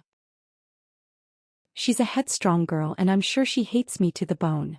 I hope you'll be able to persuade her, Madam Qin. Otherwise, if there's a next time, don't blame me for disrespecting you. With Yun Ruoyan's permission, Qin Jianmei nodded profusely and headed to Yun Ruoyu's cottage to report the good news. Within her cottage, Fragrant Grass was applying medicine for Yun Ruoyu. Her hands trembled as she held the gauze soaked in medicine, and she didn't dare to touch it. Useless thing, if you can't even do something as simple as this, why should I keep you around? Yun Ruoyu shouted angrily as she snatched the gauze from Fragrant Grass's hands. Frightened, Fragrant Grass immediately knelt on the ground and apologized profusely. Yun Ruoyu looked at the mirror, her chest heaving. In the mirror she was only wearing a tube top, and her exposed neck and collarbone were covered with large dark red scars. Some of the scars had already scabbed over, while others were still revealing flesh. In the hot summer evening they emitted a strange stench. Yun Ruoyu's hands trembled as she gritted her teeth and pressed the gauze onto her wounds. An intense pain spread through her entire body. She couldn't help but cry out in pain as she swept the mirror on the table and the basin of medicine to the floor. The basin toppled over and the medicine spilled all over her body, causing even more pain. Yun Ruoyu's screams rang out from her cottage. Qin Jianmei could hear Yun Ruoyu's screams from afar. She gripped her handkerchief tightly and quickened her steps. Chapter 89. Miss, don't move. Vanilla tried to pull Yun Ruoyu away. Miss, the doctor said that you can't touch this wound so casually, or it'll be even harder to heal. Yun Ruoyu pushed Vanilla away and yelled for her to scram. Just then the curtains parted and Madam Qin walked in. Ruoyu, are you all right? Qin Jianmei hurried over, wanting to pull Yun Ruoyu up, but Yun Ruoyu pushed her away as well. Her face was covered in tears and her expression was contorted. Mother, are you here to laugh at your daughter's plight? Silly child. Qin Jianmei's tears fell uncontrollably. You're my child and I can't wait to feel sorry for you. Why would I come here to laugh at you? Qin Jianmei hugged Yun Ruoyu and the two of them burst into tears. I've already pleaded with your second sister. From tomorrow onwards, you won't have to be confined anymore. Madam Qin wiped away Yun Ruoyu's tears with a handkerchief. Take this as a lesson. Listen to me in the future and we'll live peacefully and not provoke anyone. Yun Ruoyu pushed away Madame Qin's hand. Mother, look at me, look at me. I can't take this lesson. Madame Qin's gaze landed on Yun Ruoyu's neck and she sucked in a breath of cold air. Who gave you this poison? Madame, and wasn't it? Yun Ruoyu had never seen Madame Qin so angry before and she froze. It'll leave scars on anyone who comes into contact with it, and it'll be extremely difficult to heal. The flesh will rot away layer by layer.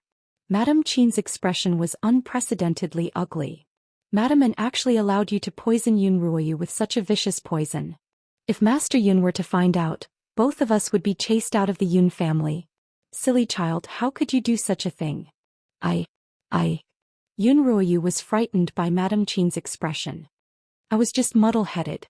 Mother said that they wouldn't find out. Of course not. Madame Qin said anxiously, you have been used by First Madame, do you know that? Yun Ruoyu didn't argue any further. Although she was impulsive, she wasn't stupid. In the pavilion, Madame and An Yun Ruoyao had already made her a scapegoat. During this period of time she had been confined. Madame An had only sent someone to check on her injuries at the beginning, and then there had been no further news. I know I was wrong. Yun Ruoyu finally cried, Mother, please help me. How can I face others in the future? Madame Qin sighed deeply and helped Yun Ruoyu up. Gently she said, your wound can only be treated with a high-grade antidote, a green lotus pill and a nourishing cream. Before marrying Yun Lan, Madame Qin was a somewhat famous apothecary who specialized in detoxification. Yun Ruoyu's eyes lit up, but they dimmed in an instant. High-grade spiritual medicine, where would she go to find it? For your sake, Mother will definitely think of every possible way. Madame Qin held Yun Ruoyu in her arms as she looked out the window. Dusk had already fallen and the sky was gray and hazy. At night there was a strong gale, followed by thunder and lightning, followed by a torrential downpour. In her cottage, Yun Ruoyan flipped through the secret manual that Lin Zainan had given her. Most of the recipes were low-grade spiritual herbs, and Yun Ruoyan had memorized most of them after flipping through them twice. Out of boredom, Yun Ruoyan put down the book and closed her eyes as she entered her pocket dimension. Within the pocket dimension, Xianxia was floating in the air, cultivating. Yun Ruoyan didn't disturb it, instead taking inventory of the items in her pocket dimension. Ever since returning from the imperial territory, there had been quite a number of treasures in her pocket dimension, and she had never taken a good look at them. Yun Ruoyan hadn't expected Xianxia to be so organized. The spiritual herbs, pills and secret manuals had all been neatly organized by Xianxia. Yun Ruoyan could almost see everything at a glance. The high-grade furnace had been placed in the most obvious position, and around it were the various herbs she had obtained from the Thousand Herb Valley. Most of them were ingredients for refining low-grade spiritual pills. Tomorrow, after learning the basics of pill making from Lin Zainan, she would be able to try refining pills with a high-grade furnace. As she thought of this, Yun Ruoyan couldn't help but smile. Right, there's also this treasure. As Yun Ruoyan muttered to herself, she opened a red wooden box and a faint medicinal aroma wafted out. This was the medicinal rabbit's core, an excellent ingredient for refining mid-grade spiritual pills. Yun Ruoyan took a deep breath of the medicinal rabbit's core, then closed the box and put it back in its original position. Unintentionally, she noticed that there was a book beside the box. The cover of the book was a strange, withered yellow like a dried leaf. Only then did Yun Ruoyan remember that she had found such a book in the wild vine spirit's lair, but she couldn't remember when she had placed it in her pocket dimension. Yun Ruoyan picked up the book and flipped it open.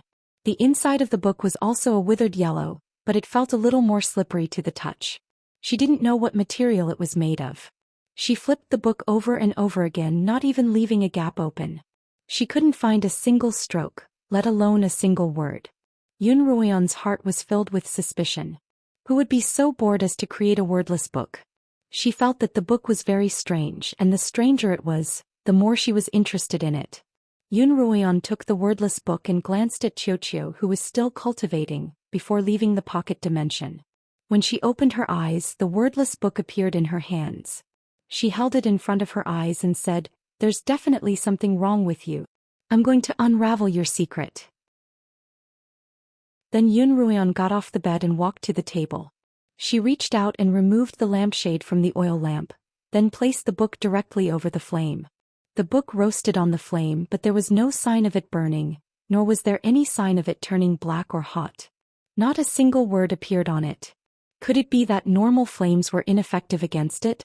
With that thought, Yun Ruoyan immediately released her spiritual fire. However, the spiritual flame that could scorch a person's face black had no effect on the book at all. The rain continued to pour outside, and the entire Yun household had sunk into silence. Yun Ruoyan, however, didn't feel the slightest bit sleepy. Instead, she began to struggle with the strange wordless book. If fire didn't work, she'd use water. If water didn't work, she'd use a knife. In the end, even a knife couldn't leave a single mark on the book, and Yun Ruoyan finally gave up. She casually placed the book in a corner of her dressing table, yawned loudly, blew out the lamp and went to sleep. It was already late at night, and the rain outside the window had begun to lessen. It pattered against the ground, against the flowers, and against the surface of a plain oil paper umbrella. Under the umbrella, Qin Jianmei stood outside the bamboo pavilion, dressed in a lotus-colored chiffon dress embroidered with pink peach blossoms. She had dressed up for once, and a peach blossom hairpin inlaid with a ruby was inserted into her intricate bun. A thin layer of powder covered up the fine wrinkles on her face. Her eyebrows were elegant and her lips were like fallen flowers. She was just as beautiful as she had been when she had brushed shoulders with a young master at the market in her late 20s. After Yun Lan finished correcting the last of his documents, he stood up and prepared to return to his quarters to rest. As soon as he opened the door to his study, he saw Madame Qin standing in the courtyard. Yun Lan's footsteps paused. His face was solemn and emotionless, but his hand on the doorframe trembled slightly. "Master, long time no see. How are you?" Qin Jianmei bowed to him from afar. The next day in her cottage, Qin Jianmei applied the ointment she had concocted overnight on Yun Ruoyu's wound. Yun Ruoyu felt refreshed and comfortable, and the numbness, pain and other unpleasant sensations disappeared in an instant. "Mother, where did you get this ointment?" Yun Ruoyu couldn't help but ask. "Master," Qin Jianmei replied coolly. "My father." Yun Ruoyu's eyes widened. "My father actually gave me such a good ointment." "Wait." Yun Ruoyu frowned and looked at her mother in disbelief. "Mother, you went to see my father?" Qin Jianmei nodded. Yun Ruoyu was so happy that she was about to jump up and down, but the sudden movement tugged at her wound and caused her to grimace in pain. "Mother, that's great. You're finally willing to see my father." Yun Ruoyu exclaimed happily. "Won't you come back to the cottage in the future? I'll have my mother to protect me from now on, and I won't have to look for Madame An anymore." Qin Jianmei handed the 2 bottles of ointment to her daughter. "I've written down how to use this ointment. Do it twice a day and your wound will heal in less than 3 days. She sighed and continued, "It's just that the scar won't disappear completely, but that's already the best-case scenario." "Mother, aren't you going to help me apply the ointment?" Qin Jianmei reached out and caressed her daughter's face. "The bodhisattva's still waiting for me." Yun Ruoyu's eyes widened in disappointment. She slapped Madame Qin's hand away and pointed at the door. "We leave now. I don't want to see you." Qin Jianmei still wanted to say something, but Yun Ruoyu had already covered her ears with her hands, and she could only stand up and leave. As she lifted the curtains, she couldn't help but turn around and say, Remember what I told you. Don't get too close to Madame An. Leave now." Yun Ruoyu shook her head vehemently. Madame Qin sighed and walked out of the room. Yun Ruoyu listened as Madame Qin's footsteps grew further and further away. Yun Ruoyu sat on her bed, biting her lip as she thought bitterly, "You can't protect me and you won't let me look for someone else? You just want to be a coward and you still want to take me with you." "Vanilla." Yun Ruoyu called out to the door. "Prepare some clothes for me. I'm going to the Rippling Cottage to pay my respects to Mother." The Rippling Cottage was especially lively today. Because of the torrential rain the night before, the hot weather had improved somewhat. Madame An had ordered a tea table to be set up by the peonies in the courtyard, and she invited Yun Ruoyao and Yi Qianying to enjoy tea together. As soon as the 3 of them sat down and took their first sip of tea, a maid called out, "Third Miss, you're here." Chapter 90. "Mother, Ruoyu is here to greet you." Yun Ruoyu's voice could be heard even before she entered the room. Madame and Yun Ruoyao and Yi Qianying glanced at each other, clearly surprised by Yun Ruoyu's arrival. Yi Qianying hadn't been present when Yun Ruoyu had been injured, but after hearing the maidservant's vivid descriptions, she felt as if she had seen it with her own eyes. How can I miss out on mother's tea? Yun Ruoyu smiled as she walked into the garden. She wore a light red blouse with golden threads, and her face was specially made up to hide the pale complexion that had been tormented during this period of time. Her strong spirit made her look like she was not injured or confined at all. Ruoyu, come and sit here.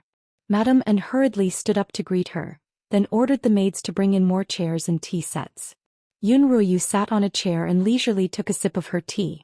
Her tone was somewhat aggrieved as she said, "Such good tea, but mother didn't invite me and secretly brought it to my sisters."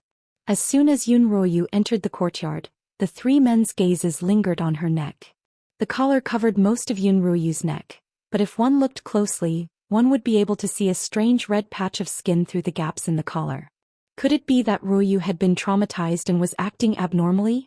Yun Ruoyao couldn't help but wonder when she saw Yun Ruoyu's overly normal behavior. Yi Qianying, on the other hand, was sneering in her heart.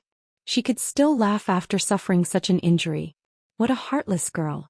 But then she remembered what had happened to her at the flower viewing party, and how she was forcing herself to smile.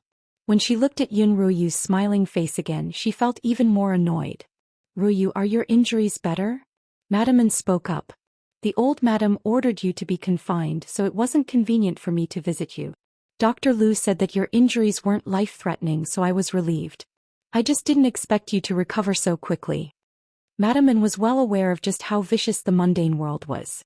He'd thought that even if Yun Ruoyu didn't die from such an injury, she would at least lose a layer of skin, and wouldn't be able to see anyone for at least a year.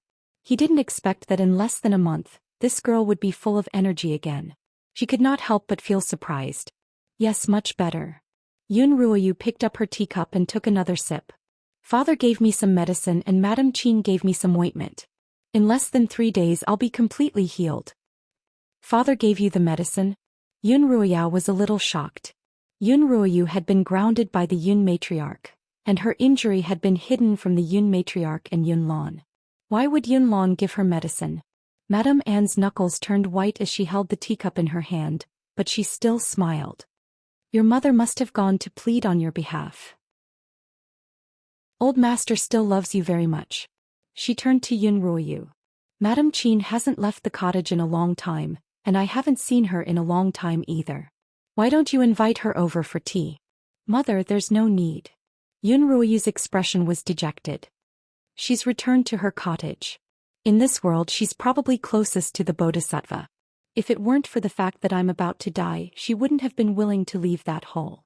"Mother, do you think I'm her biological daughter?" Madame An put down her teacup, her lips curling up imperceptibly before she quickly hid it. "That's just how my sister is, so don't blame her." "Don't you still have me, your mother, and your 2 sisters?" "Yes." Yun Ruoyu nodded. "Fortunately I still have you, mother. Otherwise I'd be the most pitiful child in the world." "Sister, don't say that." Yi Qianying sighed. "I'm the one who's pitiful, but fortunately the Yun family took me in and aunt and my 2 sisters treat me well." As Yi Qianying spoke, she couldn't hold back her tears. Madame An hurriedly stood up to comfort her, wiping her tears away with a handkerchief. "You're about to get married, so don't cry so easily." Madame Anne's expression was pained. "Remember, the Yun family will always be your mother's home."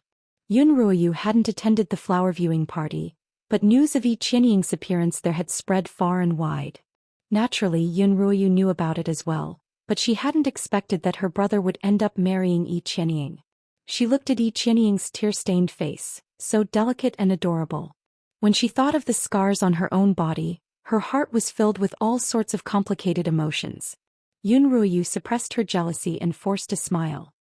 "I heard that you're about to marry the crown prince, sister. Congratulations."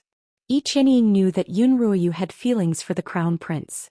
For some reason, when she saw Yun Ruoyu's desolation, she felt a strange sense of balance. Finally, there was someone who was unhappy with her. "Sister, you're too kind," she replied with a faint smile. Together they sipped tea and admired the flowers. Although they each had their own thoughts, they seemed to be enjoying themselves. At first, Madame An had been worried that Yun Ruoyu would hate her, but she wasn't worried anymore. First, the girl had grown up by her side and she was quite dependent on her. Second, even if she did hate her, Madame N was confident that she could control her. Just then Xianxia placed her teacup on the table, crossed her arms, and swept her gaze across the three of them. Frowning, she began, "And during the flower viewing party, I discovered a huge secret that I haven't had a chance to tell you about. The secret might sound a little ridiculous, but I believe that my intuition is correct." When the three of them heard Xianxia's words, they immediately stopped sipping their tea and looked at her. "What secret?" "Sister Xianxia, don't keep us in suspense," Yunruoyu exclaimed. "That's right, Xianxia. While everyone's here, don't worry," Yunruoyao added. Xianxia's expression was very serious, and she subconsciously lowered her voice. "I suspect that Yunruoyan isn't the same Yunruoyan as before." The three of them didn't know how to react to this. "Sister Xianxia, what do you mean by that?" Yunruoyu asked. "If Yunruoyan isn't the same Yunruoyan as before, then who is she?" Yunruoyao asked. Madame N, however, seemed to be deep in thought. "That girl really is different from before. She's much stronger than before." Sister Ruoyu. Xianxia looked at Yunruoyao and Yunruoyu. "Do you remember in the imperial territory when Yunruoyan fought with a young master from the Yu kingdom and then killed him?" The three of them had kept this matter a secret, but Madame N naturally wasn't an outsider. After all, she had known about it a long time ago. The two of them nodded, but they still didn't understand what Xianxia was referring to. "That day in the greenhouse, I suddenly felt that Yunruoyan's gaze toward me was very strange. It wasn't one of schadenfreude, nor was it one of indifference. Rather, it was the condescending gaze of a superior toward the weak. Her gaze was so intimidating that it was frightening. I suddenly recalled that in the imperial territory before young Master Wang died, he shouted at Yunruoyan that she wasn't human but a demon." As Xianxia recounted her story, Yunruoyao and Yunruoyu couldn't help but recall the scene in the imperial territory. When they thought of Yunruoyan's recent changes, they suddenly felt a chill run down their backs. "Xianxia." Madame N sat up straight and looked at Xianxia. "Are you saying that Ruoyan is a demon in disguise?" Xianxia nodded, then shook her head. "To be more precise, I suspect that she's been possessed by a demon, or that she's been possessed by someone." Xianxia leaned forward and looked at the three of them. "Think about it. Other than these two possibilities, how else could she suddenly become so strong, so evil, and so difficult to deal with? That must be it." Yunruoyu stood up immediately. "No wonder she didn't want to drink the soup I gave her that day at the pavilion in the middle of the lake. She must have smelled the poison in the soup. And when she spilled the poison soup on me, she must have done it on purpose. She's a demon in disguise." She pressed her hands on the table and hatefully said, "Do you still remember the day when the crown prince came? I think she's a fox demon. No wonder she's always able to defeat those stronger than her." Yunruoyao calmed herself down, as if she had suddenly figured out something that had eluded her for a long time. In the imperial territory, she defeated Wang Kuang as a third-rank blade master. Then at the flower viewing party she defeated Rong Yuehong, a sixth-rank blade master. No normal person would be able to break through so quickly in such a short period of time. Furthermore, he didn't tell father that he had made such great progress in his cultivation. He said he hid it. Madame N slammed her palm onto the table. "There's definitely something fishy going on. Xianxing's suspicions might very well be true. In that case, let's report this to father and grandmother," Yunruoyu said hurriedly. "Let grandmother and father take her in." "Sister Ruoyu, you're being silly again," Yunruoyao said. "We've only heard of demons possessing humans, but we've never seen it with our own eyes. Without concrete evidence, not only will father and grandmother not believe us, they'll even blame us for disturbing them. Then what should we do?" Yunruoyu asked anxiously. "Are we just going to let this demon do as she pleases in the Yun household?" Everyone frowned. Madame N seemed to have thought of something and her eyes suddenly lit up. "I know of something that can make a demon appear." "What is it?" Yunruoyao, Yunruoyu, and Xianxia asked in unison. "Realgar wine," Madame N replied. "When I was young, I've seen Taoists catch demons. As soon as a low-level demon touches Realgar wine, it'll immediately reveal its true form." Yunruoyu's eyes also lit up. "Mother, do you mean to splash Realgar wine on her when she's not paying attention?" That's easy. Madame An shook her head. According to what you've said, this demon's cultivation is quite high. Just using realgar wine on her won't be enough. We'll have to think of a way to make her drink it. Yun Ruiyao said awkwardly, but she's always been cautious. Even with so many of us around, we couldn't make her drink that bowl of soup. How can we make her drink realgar wine now? Madame An picked up her teacup and leaned back in her chair. She used the lid of the teacup to skim the tea leaves that had floated up from the surface, causing the lid to squeak. As her 3 daughters stared at her, she took a sip of tea and finally said, "It looks like the clue I've been hiding for so long has finally come in handy." Chapter 91. Naturally, Yun Ruian was oblivious to Madame Anne's plot. She was still immersed in her own cultivation. After greeting the Yun matriarch early in the morning, Yun Ruian went to the Lin manor. Lin Zainan, Lin Qingchen and Lin Qingxue were already waiting for Yun Ruian's arrival. As soon as Yun Ruian entered, she began the ceremony. Lin Zainan sat at the head of the table with Lin Qingxue and Lin Qingchen standing on either side of him. Yun Ruian knelt down and kowtowed 3 times. "Disciple greets master." Lin Zainan repeatedly said, "Good disciple, quickly get up." His face was smiling so widely that his eyes couldn't be seen. Yun Ruian stood up, took a cup of wine from Lin Qingchen and offered it to Lin Zainan, who drained it in one gulp. "Good girl. Good girl, from now on you're not only my granddaughter, but you're also the first disciple of the Lin family to come from another family in 100 years. You're also my last disciple." Lin Zainan stroked his white beard, his tone proud. He was very pleased with this disciple of his. "Sister Ruan, no." Lin Qingxue clasped her hands behind her back mischievously. "Junior Ruian, hurry up and greet your senior." Yun Ruian smiled as she walked up to her and reached out to pinch her chubby cheeks. "Ouch. Sister Ruan, be gentle." Lin Qingxue cried out in pain. The Lin family's pillbox, which had been lonely for so long, was suddenly filled with laughter. After the ceremony, Lin Qingchen and Lin Qingxue were sent off by Lin Zainan to do their homework, and Yun Ruian was about to begin her first pill-making lesson. Lin Zainan placed the herbs he had prepared on the table and pointed at one of them. "What's this?" Yesterday, Lin Zainan had given Yun Ruian a secret manual for her to memorize. Today's first lesson was to test her proficiency. Yun Ruian saw that the herb was a faint red, and its branches were dotted with tiny blue flowers. It was something she had seen in the imperial territory. "This is stargrass, and it can be used to refine pills that heal internal injuries," Yun Ruian replied.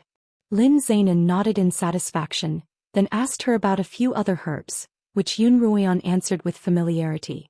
"Very good, then let's start concocting the medicine. Watch me do it once."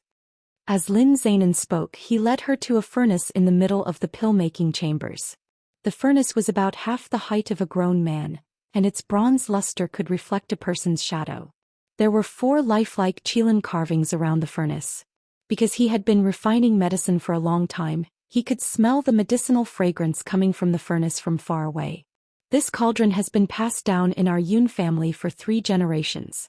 Although it can't be considered a top-grade cauldron, it has a spiritual nature, and its effect in refining medicine is definitely not inferior to that of a high-grade cauldron, Lin Zainan explained. Yun Ruian reached out to touch the furnace, feeling the warmth emanating from it. Ever since she was a child, she had watched her maternal grandfather sit in front of this furnace and refine medicine. She had never thought that there would be a day when she would use this furnace to refine medicine. Lin Zainan stood in front of the furnace, exuding the aura of a master. He spread out his arms and clasped them into a semicircle. A red spirit mist seeped out of his palms. Although his cultivation level had dropped, his decades of experience in alchemy had allowed his movements and operation to be as smooth as flowing water, pleasing to the eye. When the spirit mist formed a whirlwind in front of him, he pushed forward with his hands, and the whirlwind was instantly pushed into the furnace through the carvings on the furnace. With a loud boom, an orange flame burst forth from the furnace, and the 4 Qilin beasts seemed to come to life, glaring and baring their teeth as if they were about to devour someone.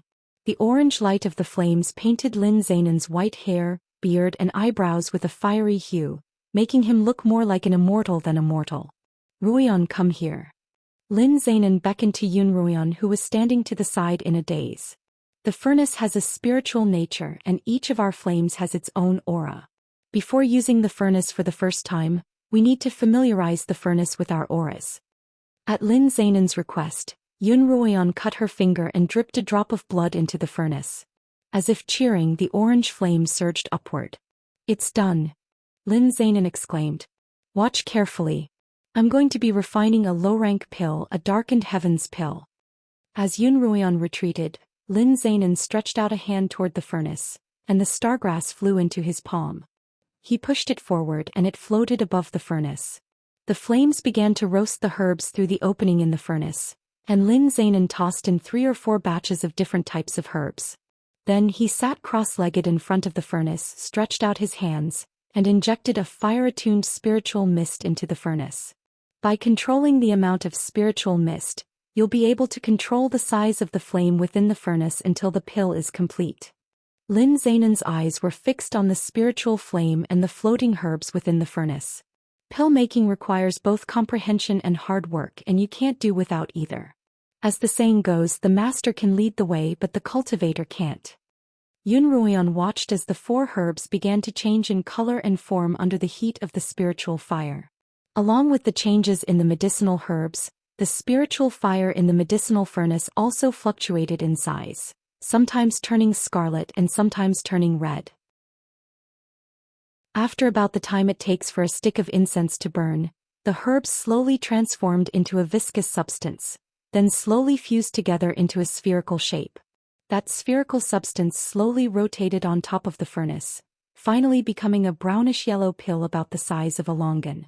A strong medicinal fragrance wafted out along with the final formation of the pill. Lin Zainan stretched out his hands and the pill floated from the furnace into his palms.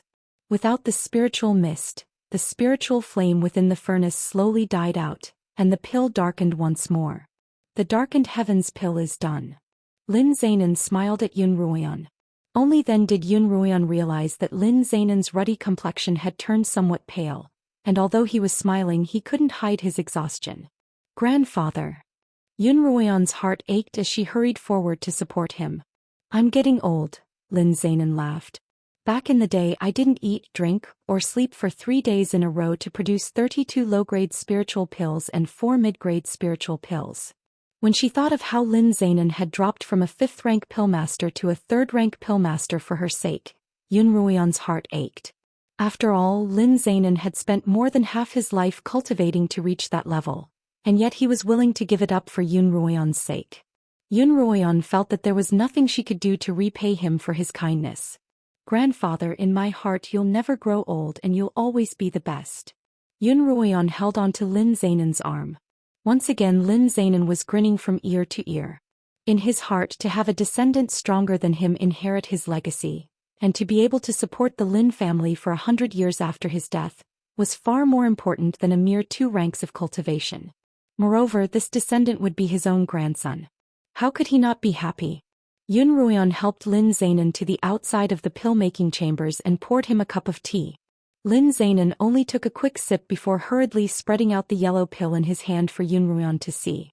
Yun Ruoyan knew what a darkened heavens pill was.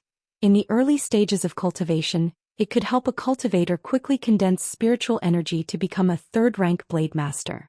However, the cultivators who used the darkened heavens pill were often stuck at 5th rank, and it was difficult for them to advance any further.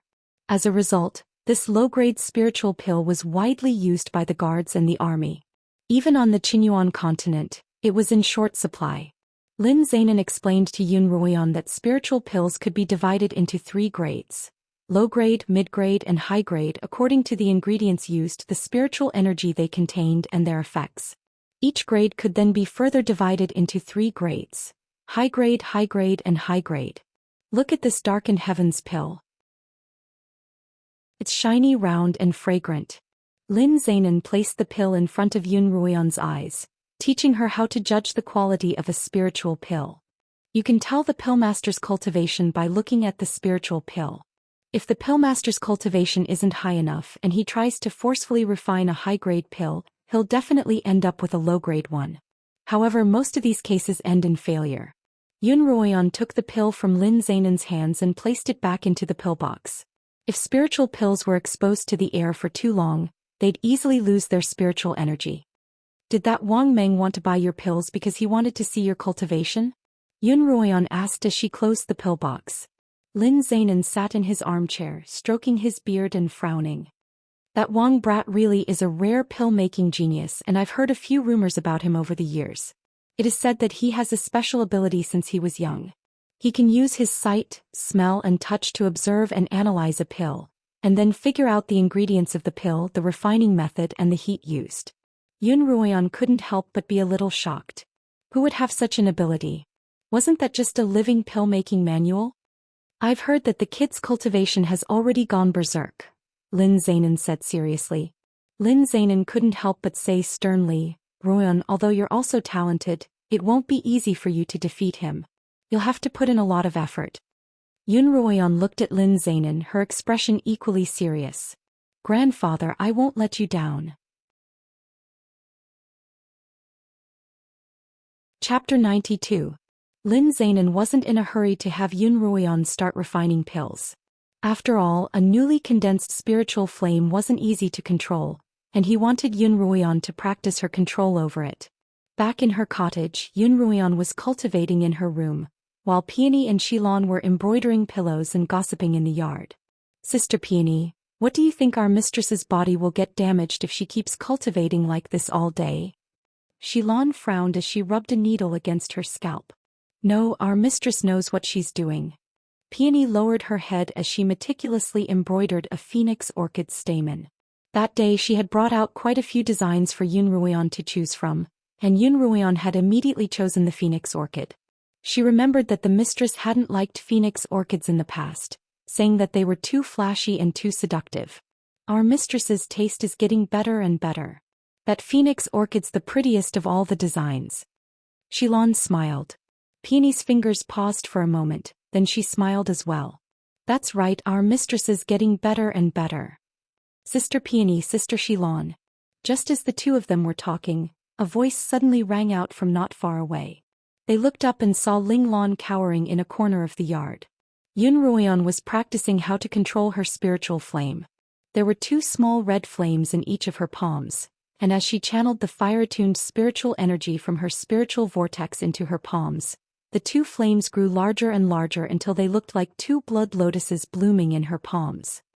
Not only do you have to be able to control the size of your spiritual flame as you wish, you have to be able to change its color as you wish. Lin Zainan's teachings rang out in her ears. Red is almost devoid of heat and it can't be used to refine pills on its own. However, it can be used to adjust the temperature of the pill, and it can also be used as a transition point between two types of flames. Yun Ruoyan's eyes were fixed on the red flames in her palms, trying to change them to orange. However, no matter how hard she tried, she couldn't succeed. With a puff, the two flames were extinguished and the fire-attuned spiritual energy in Yun Ruoyan's spiritual vortex had been depleted. Using the spirit fire really consumes a lot of spiritual power. No wonder grandfather didn't let me start refining the medicine immediately. Yun Ruoyan looked at her white spiritual vortex and muttered to herself, with my current cultivation, I'm afraid I won't even be able to ignite the furnace. It looks like I'll have to continue my training as a blade master. A blade master's cultivation was the foundation of all cultivation. Through cultivation, blade masters could strengthen and expand their spiritual vortex, as well as absorb spiritual energy faster and more efficiently. Because Yun Ruoyan had broken through too quickly, even though she was already a 7th-rank blade master, her spiritual C was relatively weak. If she didn't use the bracelet's power to fight a peak 7th-rank blade master like her, she would definitely be defeated due to exhaustion. Therefore, what she needed to do now was to continuously absorb the spiritual chi of heaven and earth and continuously refine the spiritual chi into spirit mist to strengthen her spiritual C. Having found a new goal, Yun Ruoyan didn't stop to rest. Instead, she immediately entered the bracelet's pocket dimension to cultivate. Just as she closed her eyes, there was a knock on the door. She said unhappily, "Didn't I tell you not to disturb me when I'm cultivating?" "Miss, Ling Lan says she has something urgent to report to you." Peony's voice came from outside the door. Yun Ruoyan sat on a stool, Ling Lan bowing in front of her. "Is this what Madame told you to put in my food?" Yun Ruian picked up a small flask of wine the size of her palm. Do you know what this is? Miss, it smells like wine, but I don't know exactly what it is, Ling Lan replied respectfully. First, madam only instructed me to pour some into your favorite steamed pork when no one is looking. Yun Ruian suddenly laughed coldly. She even found out that I like braised pork? She really put in a lot of effort this time. Ling Lan didn't respond, only lowering her head even more. Seeing her trembling expression, Yun Ruian softened her tone. Ling Lan, you've done well. She took out 10 taels of silver and placed it on the table. This is your reward. Ling Lan raised her head and saw the silver, but she didn't take it. Instead, she knelt down and sobbed. Miss, Ling Lan is unable to repay the kindness you have shown me. If Ling Lan takes this silver, my father will definitely scold me. Yun Ruian nodded. Are you feeling better, sir? My father is much better. Ling Lan raised her head and wiped her tears with her sleeves. Miss, thank you for finding a physician for my father and paying off my brother's gambling debts. I'll do anything to repay you. Although Ling Lan had initially been a spy planted by Madame N, Yun Ruian found that she didn't have a bad personality, and she guessed that she must have had some sort of hidden trouble. When she went to the Lin Manor, she had asked Lin Qingchen to help investigate. As expected, Ling Lan's family was in dire straits. Her 70-year-old father was ill and she had no money to treat him. Her only brother was addicted to gambling and had accumulated a large debt. Yun Ruian had asked Lin Qingchen to treat Ling Lan's father's illness and pay off her brother's gambling debts. When Ling Lan learned of this, she was naturally very grateful. This was exactly the effect that Yun Ruian wanted. Although Madame N was a schemer, she was also cruel and merciless. Knowing that Ling Lan's family was in dire straits, she used it to threaten her. Every time she would only give Ling Lan enough money to pay for emergencies, so that she wouldn't leave her grasp. Yun Ruian felt that Madame Anne's ability to win people's hearts was sometimes even inferior to Yi Qianying's. Get up. Yun Ruian reached out to help Ling Lan up. Here's some silver as payment for the information you gave me last time. Take it. As it turned out, it was Ling Lan who had informed Madame Anne of Yun Ruoyu's plan to poison Yun Ruian's soup. That day, Ling Lan had been on her way to Madame Anne's quarters to report on Yun Ruian's condition. As soon as Ling Lan returned, she immediately sought out Peony, who in turn informed Yun Ruian of what had transpired. Yun Ruian stuffed the silver into Ling Lan's hands, and Ling Lan trembled as she accepted the silver, thanking her profusely. She looked at the silver in her hands, a smile on her face and tears in her eyes. The Yun family's servants had a fairly high monthly stipend of 5 copper coins. 10 taels of silver was equivalent to 2 years of her monthly stipend. Previously, Madame Anne had only given her 2 taels of silver at most, and Yun Ruian's image in Ling Lan's heart grew even more prominent. Yun Ruian looked at the girl's reverent gaze, and decided that she needed to add another layer of assurance. She then asked, I heard that your brother is an elementary scholar.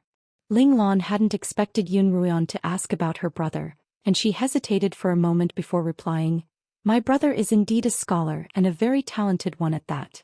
However, because his family was poor, he couldn't afford the silver that the examiners demanded, and that's why he failed so many times. As a commoner on the Qinyuan continent, there were 2 paths that could change their lives. The first was through cultivation. As long as one broke through to become a 3rd-rank blade master, they could find a job as a guard, and it wouldn't be a problem for them to support their family. If they became a 5th-rank blade master, they could become a retainer of a large family, or even enter the imperial court to become a military official. However, most people didn't have the talent for cultivation, or if their talent was so poor that they had no hope of becoming a 3rd-rank blade master in their lifetime. As a result, they could only take the second path, the imperial examinations. Ling Lan's brother had taken the second path. However, corruption was rampant in the imperial court, and Emperor Li Xiu didn't place much importance on the imperial examinations or the selection of civil officials. As a result, the imperial examinations were rife with fraud. Because Ling Lan's brother couldn't afford the silver required by the examiners, despite his talent, he failed the imperial examinations time and time again. After a few failures, he was so deeply affected that he became addicted to gambling. Lin Qingchen had recounted all of this to her. Lin Qingchen had said that Ling Lan's brother was rather generous, but he was too depressed. Now that he was bored at home, it was likely that he wouldn't be able to restrain himself from gambling. Yun Ruoyan walked up to her desk, wrote a note and handed it to Ling Lan. Have your brother take this note to the Lin family's apothecary in the city, and they'll give him a job. Miss, what did you say? Ling Lan stared at Yun Ruoyan, her eyes wide. She couldn't believe her own ears and eyes. Her mistress was actually telling her brother to go to the Lin family's apothecary? The apothecary was opened by my grandfather's family, and now it's managed by my cousin, the girl who went to your house to treat your father's illness last time. Yun Ruoyan was amused by her dazed expression. Ling Lan immediately thought of Lin Qingshan. That day, someone from the casino had come to collect a debt, threatening to burn down her family's house. Just then, a beautiful girl had appeared, not only paying her family's debt, but also treating her father's illness. In Ling Lan's heart, both Lin Qingshan and Yun Ruoyan were like bodhisattvas. Have your brother hand this note to Miss Lin. She'll definitely accept him, Yun Ruoyan instructed. Ling Lan trembled as she held the silver ingot in one hand and the note from Yun Ruoyan's hand with the other. She was so stunned that her soul seemed to have flown out of her body. She had never imagined that Yun Ruoyan would solve the two problems that had been weighing down on her head and making it hard for her to breathe. With money, the family's days would be much better. Even if her brother had a job, he would still be with her. For some reason, Ling Lan was certain that her brother would quit gambling this time, and her bitter days would finally come to an end. With a thud, Ling Lan knelt in front of Yun Ruoyan and kowtowed to her. Miss, if there's anything you need me to do in the future, I'll do my best. Yun Ruoyan nodded in satisfaction, then helped Ling Lan up. After Ling Lan left, Yun Ruoyan casually took the small bottle in her hand, uncorked it and sniffed it. A strange odor immediately entered her nostrils. Achoo! Yun Ruoyan sneezed fiercely. What the hell is that? Chapter 93. Yun Ruoyan frowned. She placed the bottle in a corner of the room and ignored it. Instead, she focused on cultivating. Most of Yun Ruoyan's energy was focused on her cultivation, and the tricks that Madame N and her three sisters were up to weren't enough to distract her. After her rebirth, Yun Ruoyan was incomparably clear about her goals. In her past life, she had been short-sighted, weak, and useless. She had despised herself in the eyes of others. Whenever she met a man who was willing to give her the slightest bit of attention, she would lose her mind and give all her passion and hope to someone else. Occasionally, when Yun Ruoyan reflected on her past life, she realized that she hadn't truly loved Pei Zio at the time. Rather, she had viewed him as the only way to escape from the Yun family and her own miserable fate. The weaker she was, the more she couldn't leave him. But that wasn't love, but a kind of helpless, morbid dependence. At the time, all she could see was Pei Zio. For him, she was willing to abandon her family and herself. But when she escaped from the Yun family and entered the Pei family, she had fallen from a tiger's den into a wolf's den, into a bottomless abyss. In this life, she wanted to become stronger. She wanted to use her own strength to protect herself and those who treated her well.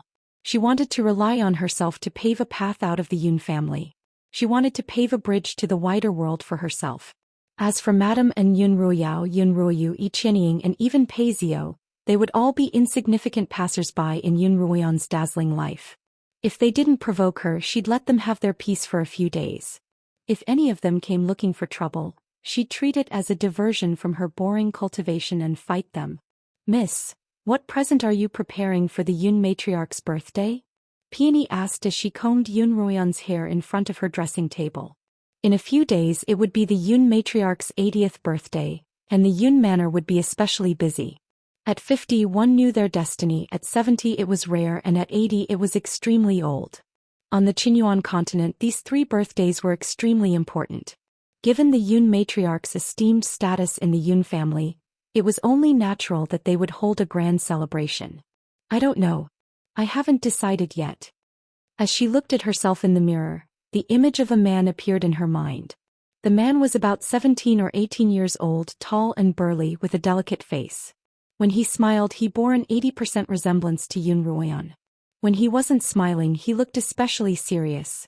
Under his thick black eyebrows, his eyes were like 2 deep and serene ancient wells. This was a characteristic he had inherited from Yun Lan. This youth was none other than Yun Ruoyan's brother Yun Maxiao. Last year, during Madame Ruoyan's birthday, Miss Ruoyan gave her a jade ruby as a birthday gift, but Miss Ruoyan intentionally broke it when she bumped into you, Peony explained as she combed Yun Ruoyan's hair. Of all the things the madam left behind, there's only a pair of glazed jade bracelets inlaid with gold.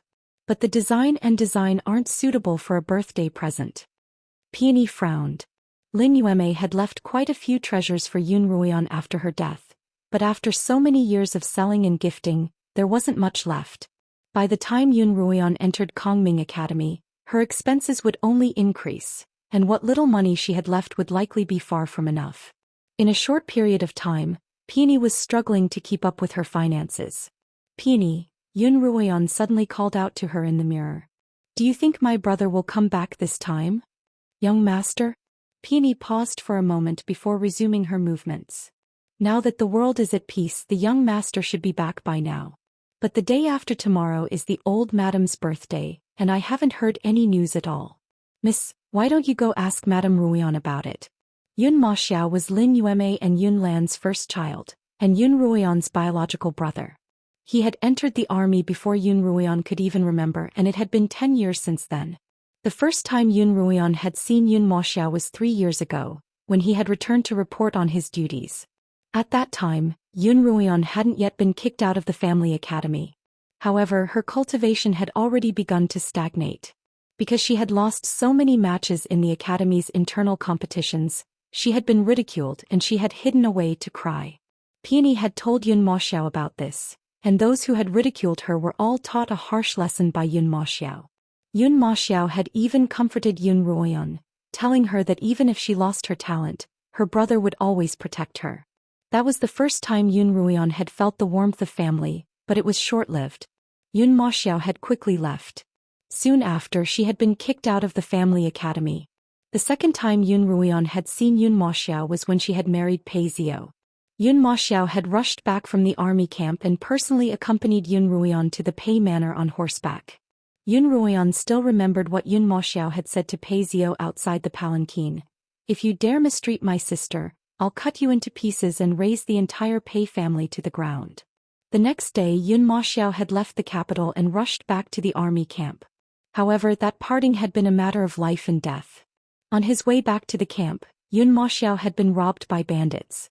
By the time Yun Ruoyan saw her brother again, he had already been reduced to a mangled corpse. Miss, what's wrong? Did I hurt you? Peony had finished tying up Yun Ruoyan's hair and was about to take a good look at her handiwork in the mirror when she saw Yun Ruoyan's tears streaming down her face. I'm fine. Yun Ruoyan wiped her tears with her sleeves. The wind and sand got in my eyes. Ah. Peony turned to look out the window. Where had the wind and sand come from? Yun Ruoyan looked at herself in the mirror and smiled. It's not too late. Within the Yun matriarch's quarters, Yun Ruoyan was playing cards with the Yun matriarch, a game she had recently become addicted to. I can't afford it again. Yun Ruoyan's face was bitter as she placed the remaining cards on the table. I've lost again. Grandmother, can't you let me win a little? My pitiful monthly stipend has all gone into your pocket these past few days. The Yun matriarch's wrinkled face bloomed with laughter. I'm willing to admit defeat. Then I won't play anymore. Yun Ruoyan pretended to be angry. Grandmother, you're too good. I'll keep losing. The Yun matriarch was amused by her innocent demeanor. Mother, what's making you so happy? First Madame An walked in at this time. She heard the Yun matriarch's laughter as soon as she entered the room. A maid lifted the curtains for her and she asked as soon as she entered. When she turned to look at Yun Ruoyan, her expression couldn't help but change. However, she quickly put on a smile and greeted Yun Ruoyan. Ruoyan, you're here too. No wonder you're smiling so happily. That's right, Ruoyan is the apple of my eye. The Yun matriarch didn't hide her fondness for Yun Ruoyan at all. Of all the servants, only Ruoyan has the patience to play cards with me. The Yun matriarch couldn't help but smile sheepishly. Ruoyu and Ruyao have been teaching the new students of the family academy these past few days. Qianying's about to get married and she's been busy making the wedding dress with the seamstress. The Yun matriarch's gaze landed on Yun Ruoyan as she smiled. Of all the servants, Ruoyan is the only one with the most free time. It's only right that she spend more time with the old lady. The Yun matriarch's meaning was too obvious. Wasn't she implying that Yun Ruoyan had nothing better to do? However, Yun Ruoyan didn't get angry at all. Instead, she smiled back. Mother, you're right. In my heart, spending time with grandmother is the most important thing. The Yun matriarch didn't say anything, but she chuckled. Yun Ruoyan's words had struck a chord with her. Ruoyan really is a filial child. Madame N laughed dryly. Yun Ruoyan picked up a walnut from the fruit box, smashed it open with a small hammer, removed the kernel, and carefully cleaned up the debris before handing it to the Yun matriarch. Grandmother, here you go. The Yun matriarch placed the walnut in her mouth and chewed on it. As she ate, she casually asked Madame N, has Qianying's marriage been decided? It's been decided. It'll be at the end of next month. The 28th of the 8th month is an auspicious date suitable for marriage, Madame N replied respectfully. Madame N replied respectfully, but her gaze occasionally drifted to Yun Ruoyan. This pair of old and young, one peeling walnuts and the other eating, seemed to have a tacit understanding of one another. It seemed that this lass had come to the Yun matriarch's residence quite often to please her. Unfortunately, her maidservants couldn't control their temper, so Yi Qianying could still pretend to sit there for an hour. Yun Ruoyao and Yun Ruoyu, on the other hand, complained that the Yun matriarch's residence was too old, and that they wouldn't have come unless it was absolutely necessary. The Yun matriarch ate 3 walnuts in a row and still wanted to stretch out her hand, but Yun Ruoyan refused. Grandmother, you mustn't be greedy. Yun Ruoyan poured a cup of tea and handed it to the Yun matriarch. These walnuts are greasy, so have some tea to wash them away. If you'd like some more, I'll peel them for you later. The Yun matriarch took the tea and took a sip before turning to Madame and Kongming Academy's about to open at the end of next month, right? Has the enrollment list been released yet? The list hasn't been released yet, but the scions of the various families are all aware of it. The list is just a formality, Madame N replied. Kongming Academy opens in the middle of September, not long after Qianying's marriage to the Crown Prince's manor. She'll be able to enter the academy together with the Crown Prince, who's 2 grades above them. After answering the Yun matriarch's questions, Madame N began reporting to the Yun matriarch about the details of the birthday banquet, as well as the guest list.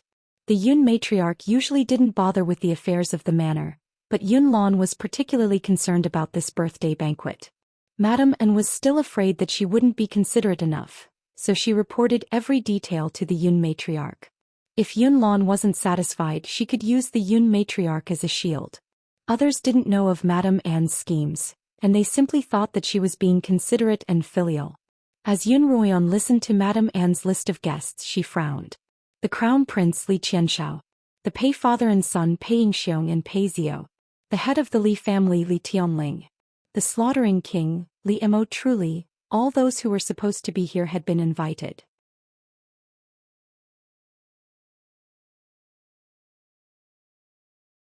Chapter 94. After her report, Madame N took her leave. As she walked into the courtyard, she heard the laughter of an old man and a young girl, and she couldn't help but stop in her tracks. She really is a demon with a few tricks up her sleeves. Even the shrewd old mistress has been fooled by her. Just looking at her, I can't help but exude such a demonic aura. She used to be such a good, sensible child. How did she end up being targeted by a demon? We can't let this demon do as she pleases in the Yun household. Madame N sighed, feeling sorry for Yun Ruoyan. I wonder how much damage the demon has done to her soul. Even if she were to be expelled, she'd probably be reduced to an idiot. But if that's the case, at least I won't have to worry about her anymore. Madam, what's the matter? Hong Yu, Madame Anne's maid, asked worriedly. She looked at Madame N, who had suddenly stopped in her tracks and seemed to be in a daze. Then a strange smile appeared on her lips. Madame N snapped out of her reverie, waved her hand and walked out of her cottage. As she walked, she wondered, that girl's been drinking that Realgar wine for 7 or 8 days now. Why hasn't she reacted at all? As she walked, Madame N suddenly turned around and called out to Hong Yu, "Call Ling Lan over immediately. I want to ask her some questions." Not long after Madame N left, Yun Ruoyan noticed that the Yun matriarch was beginning to feel sleepy, so she stood up and excused herself. The Yun matriarch had Xiao Lan take out a small sandalwood box from a cupboard and hand it to Yun Ruoyan. She opened the box in front of Yun Ruoyan, revealing a few jewels and a few taels of silver. Although the jewels weren't as valuable as the ones Lin Yueme had left her, they were still of high quality. There were roughly 100 taels of silver in total, not much but not a small sum either. Although the Lin family had some money, Yun Ruoyan wouldn't ask for it unless it was absolutely necessary. This 100 taels of silver would be just enough to alleviate her current tight financial situation. Ruoyan, the Yun matriarch sighed. The Yun matriarch sighed with emotion and said, "All these years grandmother hasn't given you anything. Take these things and buy yourself a few sets of good clothes." Yun Ruoyan didn't stand on ceremony. She hugged the Yun matriarch's arm and teased her until she couldn't stop giggling. Then she picked up the box and prepared to leave. When she walked to the door and lifted the curtain, she seemed to suddenly think of something. She turned around and asked, "Grandmother, will my brother come back to celebrate your birthday?" The Yun matriarch was lying on a soft couch and Xiaolon was covering her with a thin blanket. When she heard Yun Ruoyan's voice, she opened her eyes slightly. "I've already had your father send a letter to the barracks, but there's still no reply." "Oh, I see." Yun Ruoyan's tone turned a little forlorn, but she quickly turned cheerful again. "Grandmother, rest well. When I'm free tomorrow I'll come play cards with you." Xiaolon walked Yun Ruoyan out of the room and was about to return to the Yun matriarch when Yun Ruoyan stopped her. "Sister Xiaolon." Yun Ruoyan smiled as she held Xiaolan's hand. Xiaolon looked at Yun Ruoyan. Yun Ruoyan's hair was as black as the clouds, and her eyes were as bright as the stars. She wore a peach blossom veil, but her face was even more delicate than a peach blossom.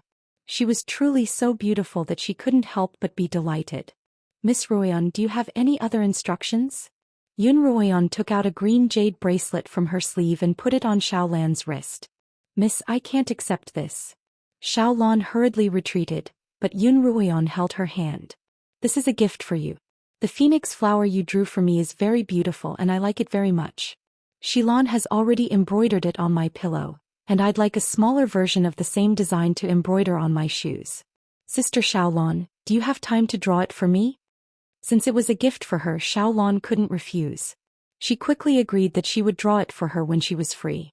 After entering the room, Xiaolon showed the bracelet to the Yun matriarch, who nodded slightly. "Since it's for you, you should keep it. This child has been holding back for so long, but in the end he still asked." Mrs. Liu closed her eyes, but she was not as sleepy as before. "Isn't Master a little too harsh on young Master and Miss Ruoyan, forbidding them from communicating with each other?" Xiaolon asked. "Miss Ruoyan is quite pitiful. She clearly misses her brother, but she doesn't dare to ask him directly. She beat around the bush for a long time before finally asking him. Madam, didn't you see Miss Ruoyan's disappointed expression when you said that there was no news? It was heartbreaking." The Yun matriarch sighed. "Xiao has a stubborn temper and he's extremely protective of Ruoyan. 3 years ago when he came back to report on his duties, he beat up his fourth uncle's son Nguyen in order to protect Ruoyan. If he finds out that Ruoyan has been expelled from the academy, he'll surely make a scene. Then won't young master find out about Miss Ruoyan's expulsion when he returns?" Xiaolon asked worriedly. "Things are different now."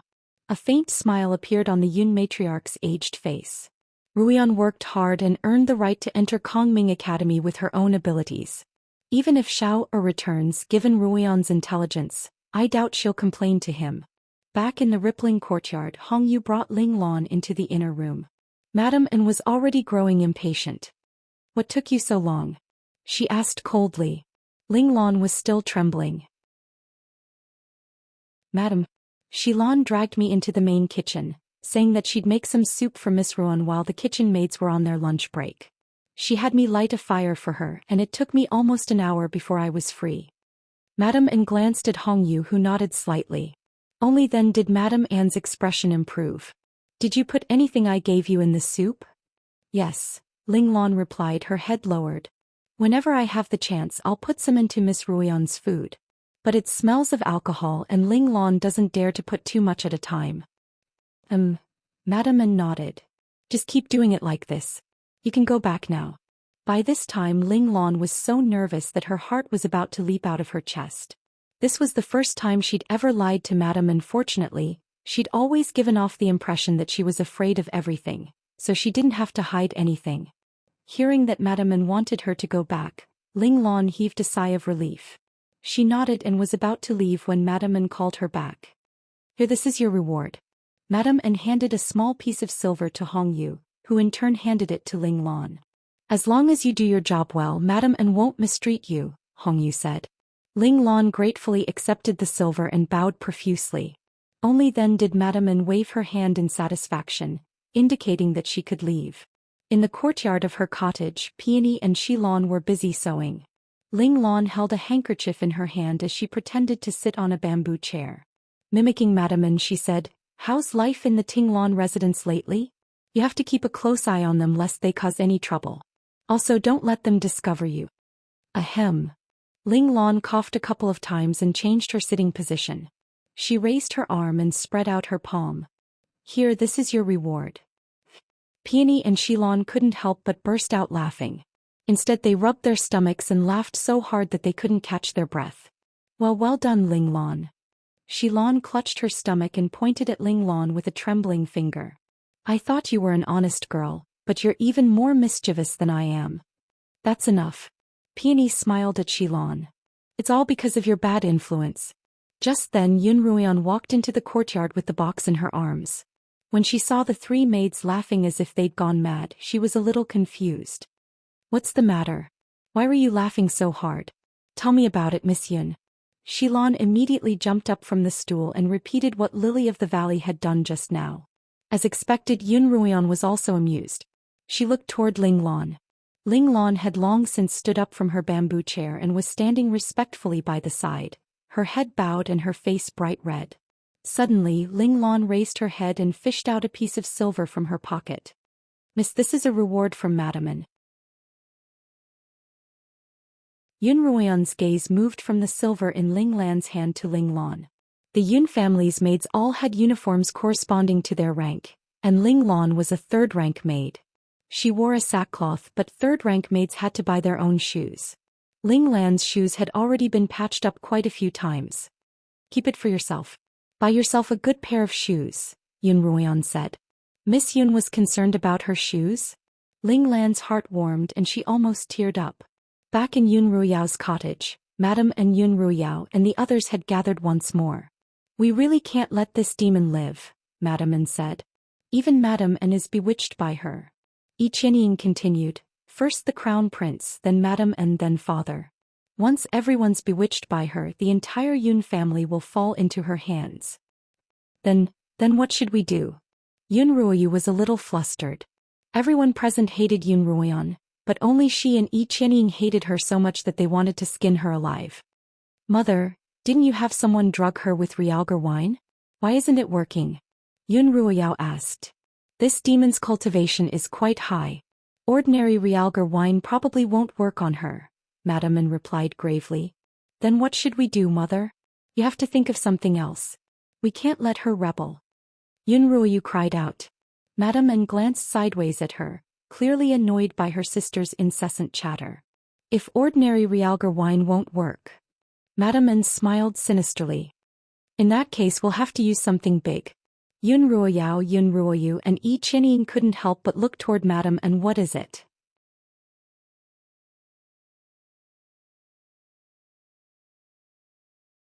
Chapter 95. In the afternoon, a mysterious man arrived at Madame Rustling's courtyard. His face was ordinary and his hair was black and glossy. He was tall and thin and it was impossible to tell his age. He wore the robes of a Taoist priest, but he held a string of prayer beads in his hands. He referred to himself as a spiritual master. Spiritual master, please have some tea. Madame An respectfully took the teacup from one of her maids and handed it over personally. The spiritual master sat at the head of the table and accepted the teacup in a dignified manner. He took a sip, then asked, First, Madam, did you summon me this time because of the matter you mentioned last time? That's right. Madame An sat down to the side and frowned. The realgar wine you gave me last time didn't seem to have any effect on that demon. I'm thinking that perhaps its cultivation is too high for ordinary methods to work on it, so I'd like to invite you to see for yourself just what kind of demon it is. The spiritual master stroked his glossy beard and narrowed his eyes as he listened to Madame Anne's words. Speaking of this Taoist and Buddhist reverend, he was quite capable. Before Madame Anne was married, A red fox raised by a concubine with the surname Wang had become a demon. The fox shared the concubine's bed every night, absorbing her spiritual energy. As a result, the beautiful concubine had been reduced to a skeleton. Madame Anne's father was quite fond of the concubine, and old Master Anne sent for all the physicians in the county to examine her. In the end, however, they all came to the same conclusion. Her body was weak and she needed rest and nourishment. When the doctors were examining the patient, they couldn't help but look at Master Anne with a strange gaze. However, no one dared to open their mouths to advise this old man to be more restrained in the matters of the fish and the water. Despite all the nourishment, the concubine's health continued to deteriorate day by day. A beautiful woman like her had become so thin that she was almost out of shape. Rumors began to spread in the household that the concubine had been possessed by a demon, and that she had been tortured by it. Madame Anne still remembered how she had snuck over to see the concubine out of curiosity when no one else was around. The concubine lay on the bed, covered by a blanket. Her entire body was as flat as a sheet of paper without a single protrusion. It had a skull-like head and its mouth was wide open, gasping for breath. Hiding behind the curtain, Madame Anne was frightened by concubine Wang's strange behavior. She was about to turn and leave when she suddenly saw a red fox leap in through the half-open window. Madame Anne recognized this red fox. It was the concubine's pet since it was a child. It was extremely delicate and didn't even let anyone touch it. Madame Anne watched as the red fox leapt onto the concubine's bed, then burrowed into the concubine's blankets through the gap in her neck. There was a small bump on the flat blanket and that bump kept moving downwards.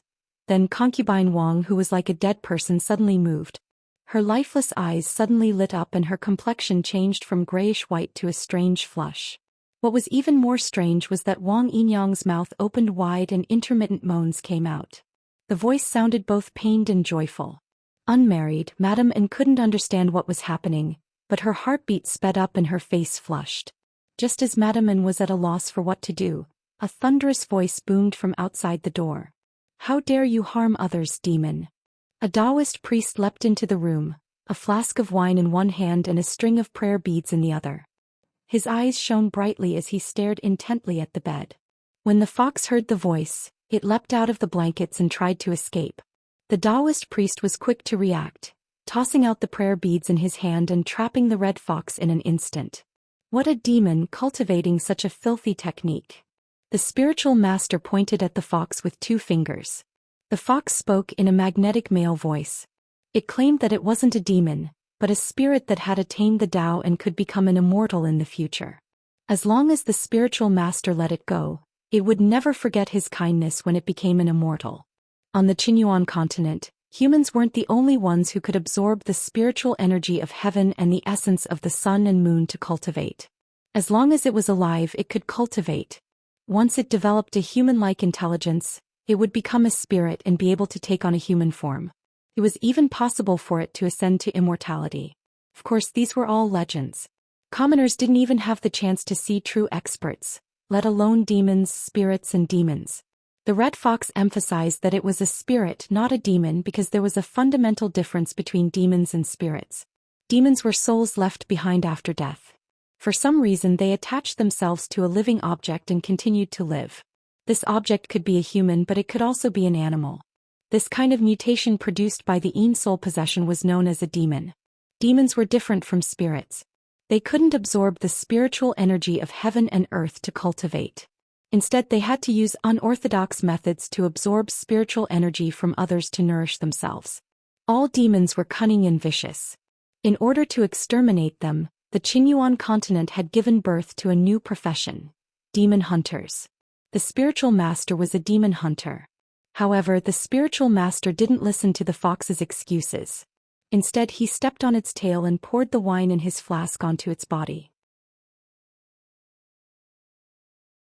Madame Anne heard the fox let out a pitiful cry, and gray smoke began to seep out of its nose and mouth. The smoke slowly condensed into the shape of a man, which the spiritual master absorbed into his prayer beads. This was the first and only time in Madame Anne's life that she had witnessed a human capture a demon. According to Madame Anne's description, "Your mistress doesn't seem like a demon." the spiritual master commented after hearing Madame Anne's description of Yun Ruoyan. Madame Anne wasn't clear on the differences between demons, spirits, demons, and the common populace would often confuse them. She couldn't help but pause for a moment.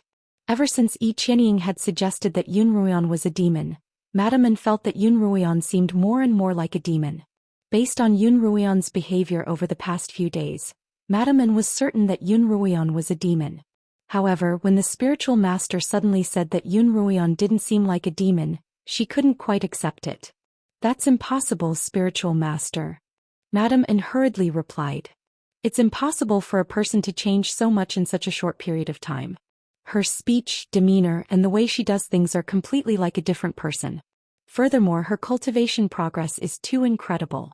Other than saying that she was possessed by a demon, I really can't think of any other explanation."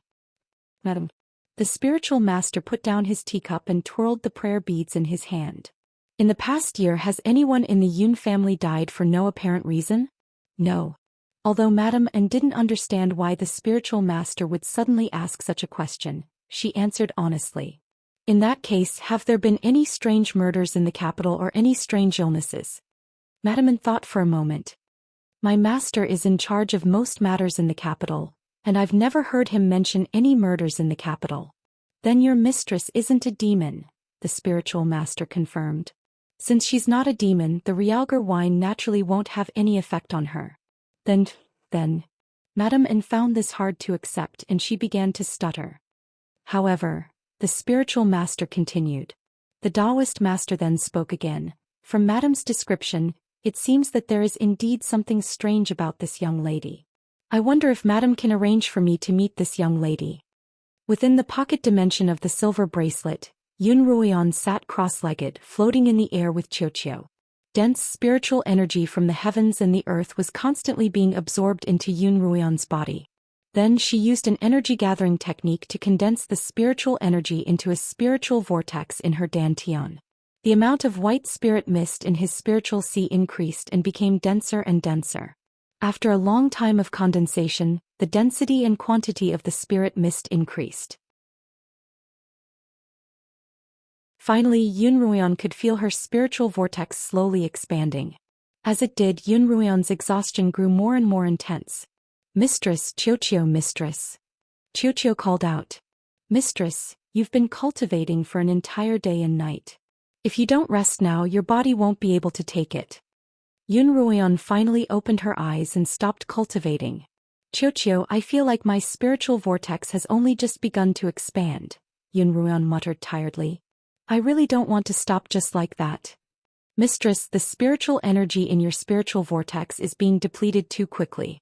You need to accumulate enough spiritual energy before you can expand it further, so it's a little strenuous," Xianxia replied. "Expanding your spiritual vortex requires gradual progress. Mistress, the effects of your cultivation this time are already very good." Only then did Yun Ruoyan smile in relief.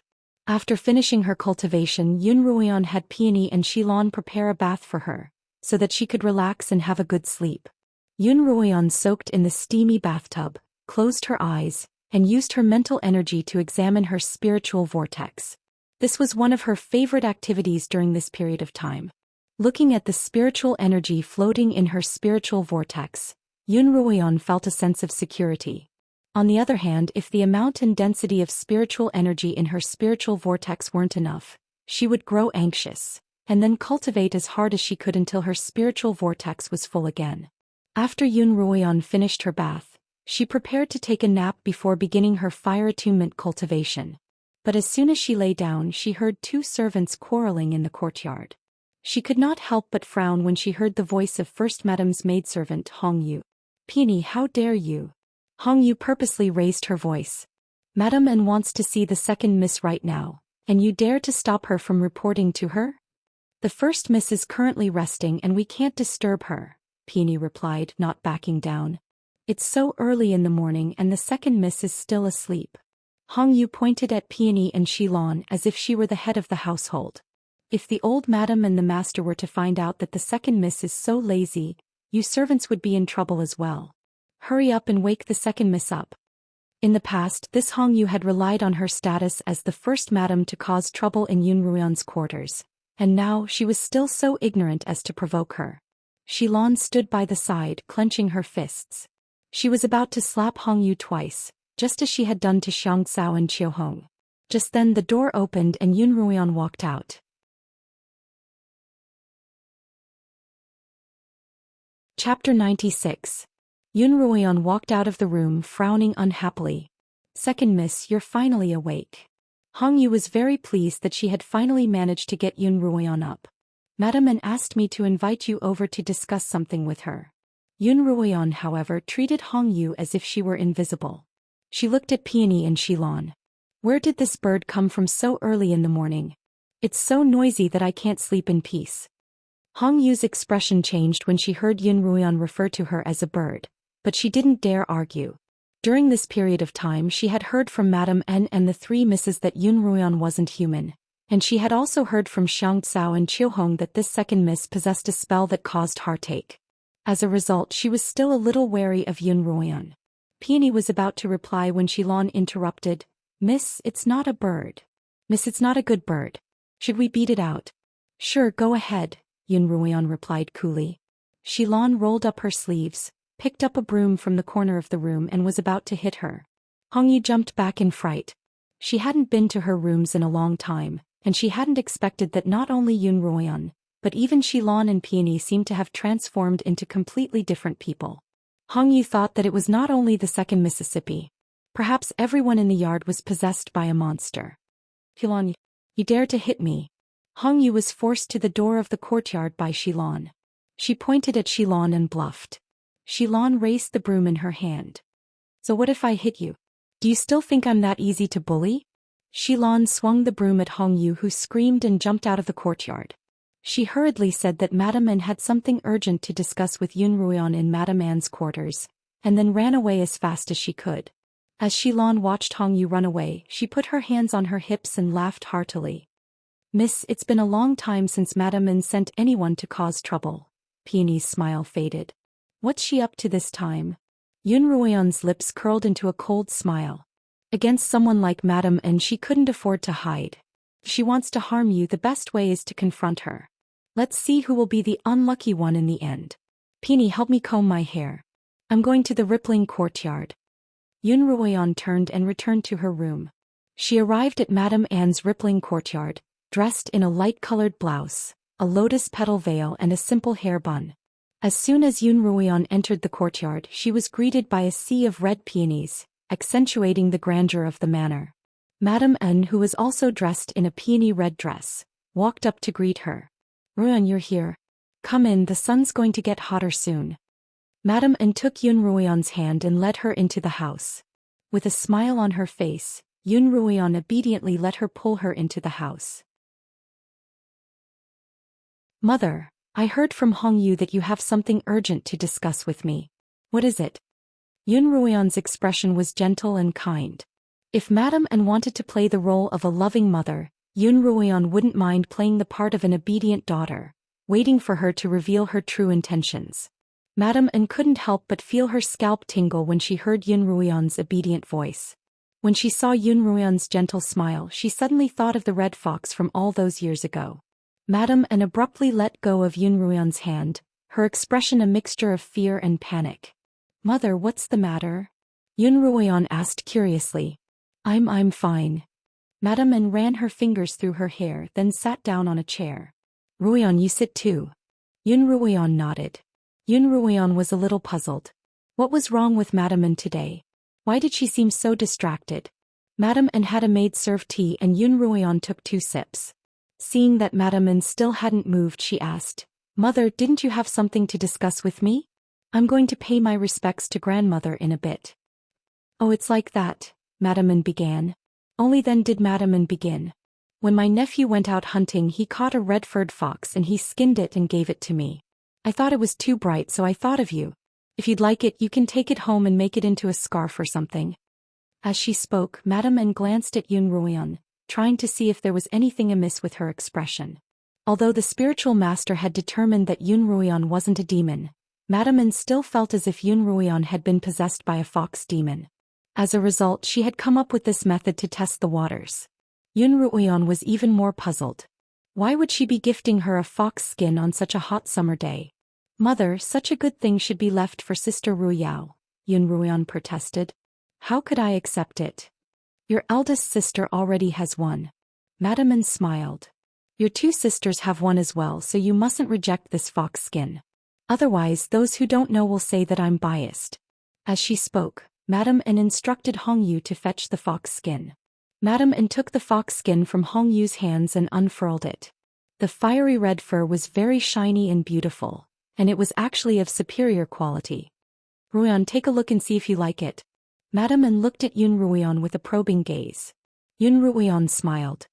It really is, but the color is too bright and it doesn't really suit me. Why don't I give it to Sister Qianying? I'm sure she'll like it. Of course, of course. When Madame An saw that Yun Ruoyan was hesitant, she immediately smiled. You look so good in that fiery red phoenix petal veil. When winter comes, add on a fiery red fox fur waistcoat, and you'll look like a phoenix from afar. Yun Ruoyan couldn't refuse Madame An's sincere offer, and she couldn't see anything strange about the fox skin, so she accepted it. As Yun Ruoyan left Madame An's cottage with the fox skin, she felt a little strange. What was wrong with Madame An today? It was as if she had taken the wrong medicine. Looking at the fox skin in her hand, she knew that there was something strange about it, and it would be best to show it to Xianxia. After Yun Ruoyan left, Madame An stood in the hall, deep in thought. The curtains to the inner chambers parted and the spiritual master walked out. Well, did she accept the fox skin? The spiritual master asked.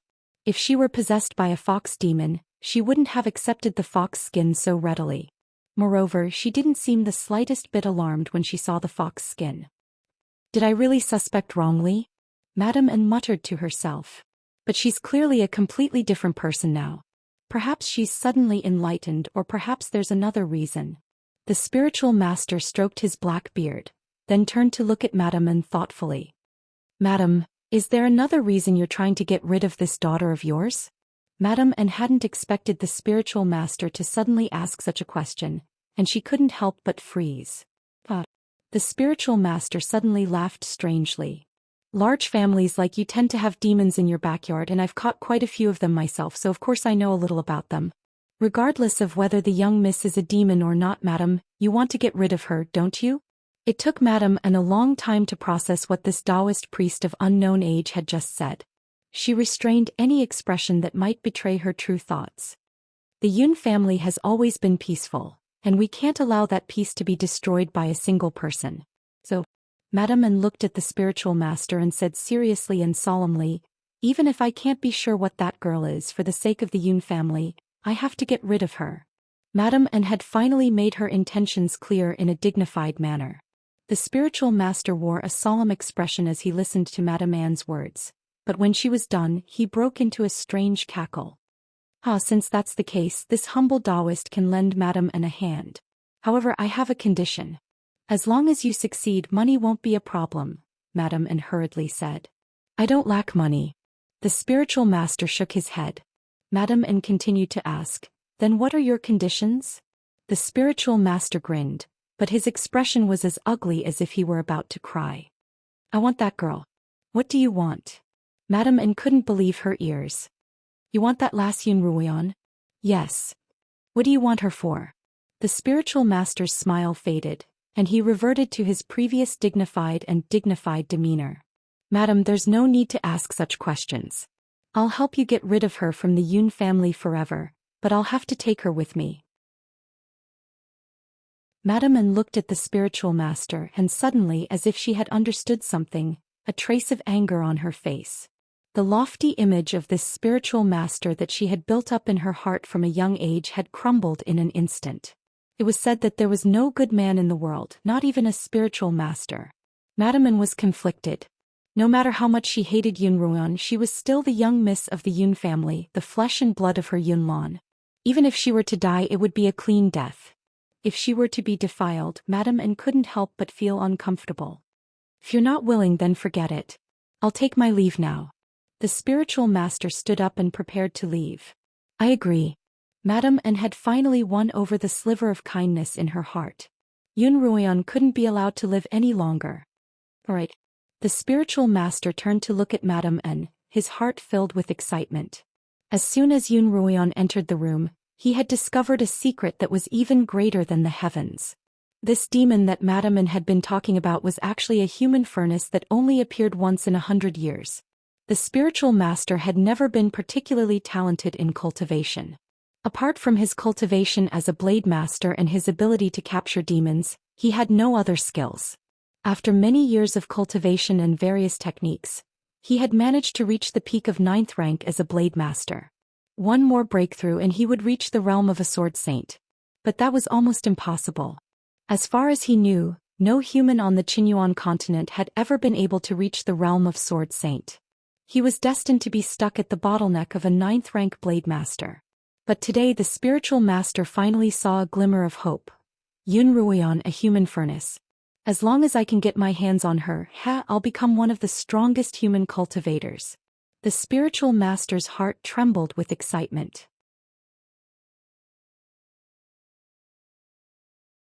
Chapter 97.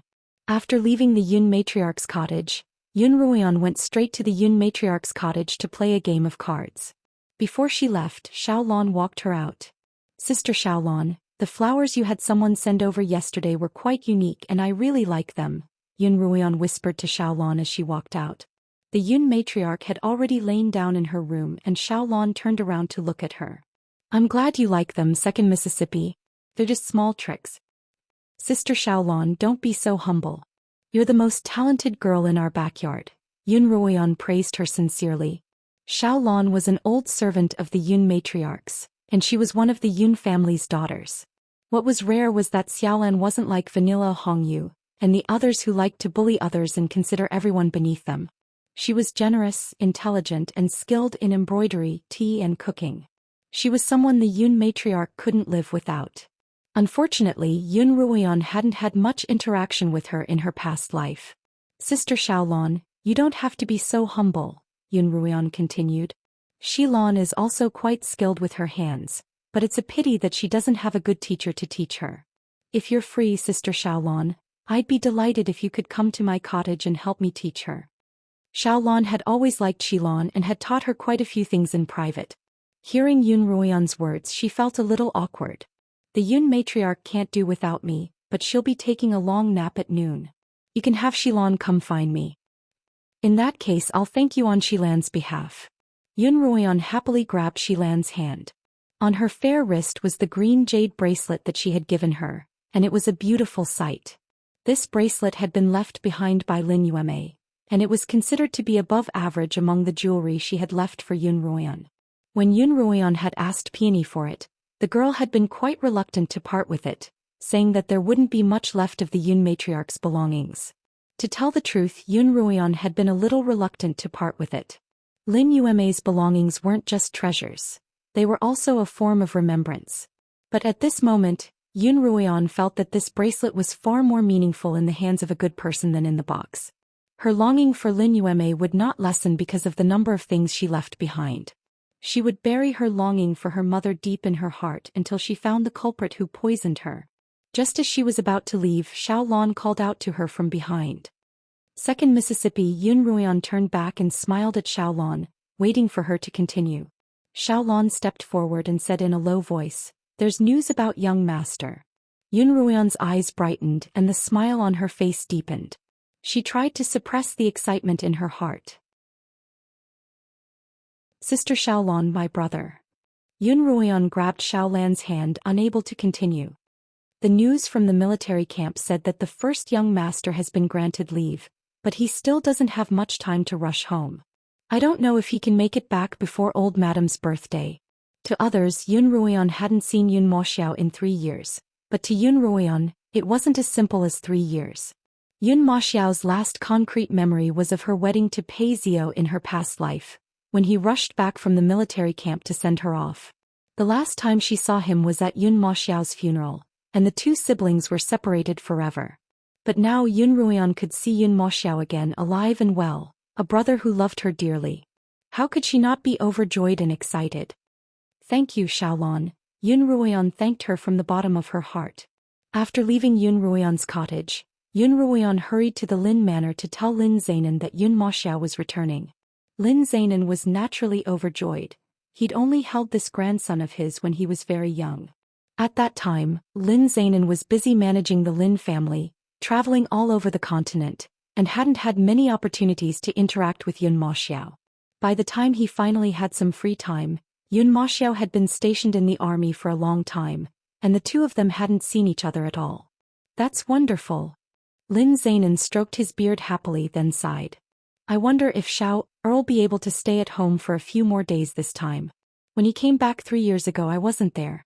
Now, as his grandfather, I can only remember his appearance as a baby. I'm ashamed. I remember. Lin Xianxia hurriedly exclaimed. 3 years ago when cousin came to my house he brought me a lot of good food. Lin Xianxia laughed. You probably only remember the good food, but you must have forgotten what cousin looks like. Of course not, Lin Xianxia retorted. He's so tall, even taller than you, grandfather. Lin Xianxia gestured with her hand. He's a little serious when he's not smiling, but he's very cute when he does. Oh. Lin Xianxia pretended to be surprised. I didn't expect you to remember him so well. 3 years ago Lin Xianxia hadn't even been 10, and yet she could remember him so clearly. It was clear that she had a deep impression of Yun Moxiao. Of course, Lin Xianxia replied nonchalantly. As long as they're good-looking I can remember them all. Lin Xianxia also remembered Yun Moxiao, a tall, burly boy. Grandfather, cousin looks so much like Sister Ruoyan.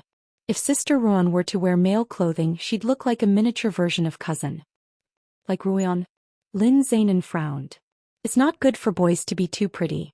After announcing the good news, Yun Ruoyan was about to begin her Pillmaster lesson. Because Lin Xianxia and Lin Xianxia had already completed the homework that Lin Zainan had assigned to them, they were allowed to observe from the sidelines. Yun Ruoyan stood in the middle of the room, her hands outstretched, her fingers slightly curled upward, and 2 balls of scarlet flame appeared in her palms. This was the first time that Lin Xianxia and Lin Xianxia had seen Yun Ruoyan condense a spiritual flame, and they couldn't help but widen their eyes. Lin Xianxia had already determined that she didn't have any talent as a Pillmaster, and she didn't have much of an affinity for magical beasts. She most likely didn't have any talent as a summoner either. As a result, Lin Zainan's training for her had always been focused on becoming both a Blade Master and a Forge Master.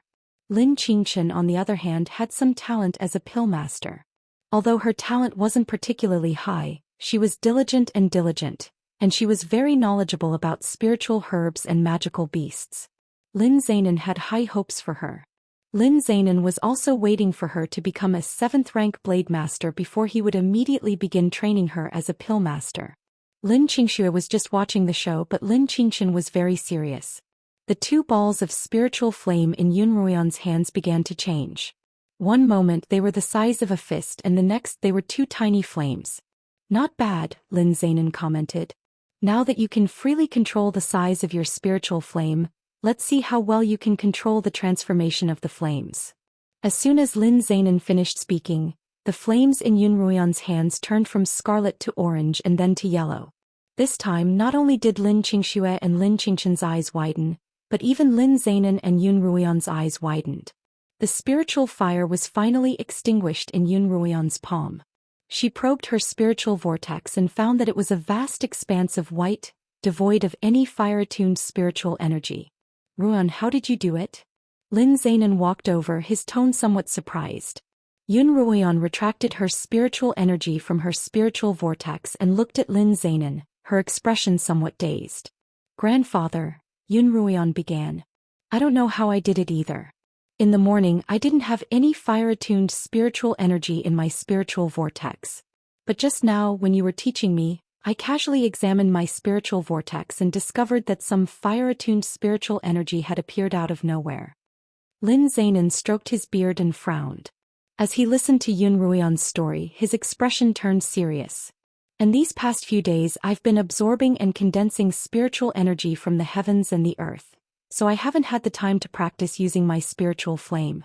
I don't know why my spiritual flame suddenly leveled up and turned yellow.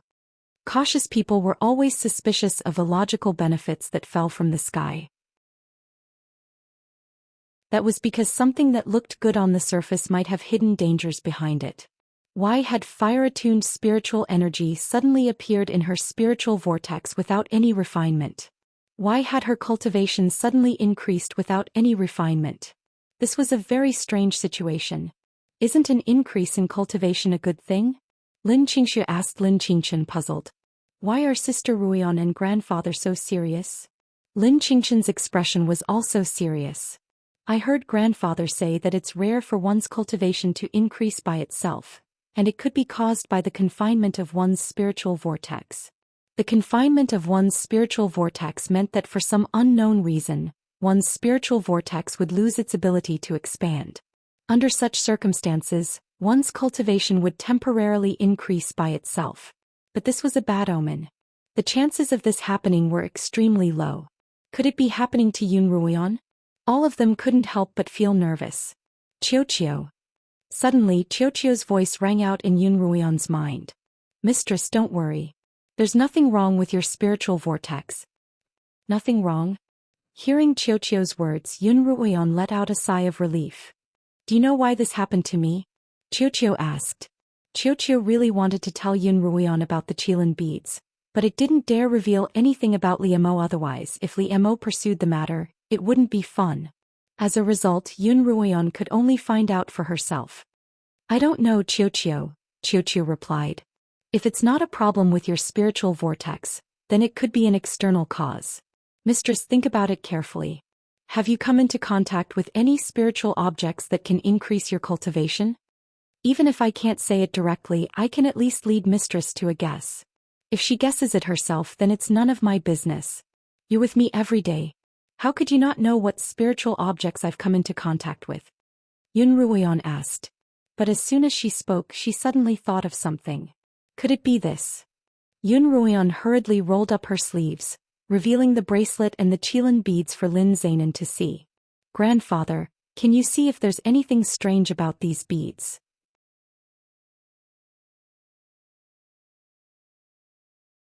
Chapter 98. Lin Zainan noticed that the bead was grayish-brown in color, and it didn't have any special odor. It looked no different from a string of toys that could be bought for 2 copper coins on the streets. Where did you get this? Lin Zainan didn't notice anything special about the bead at first glance.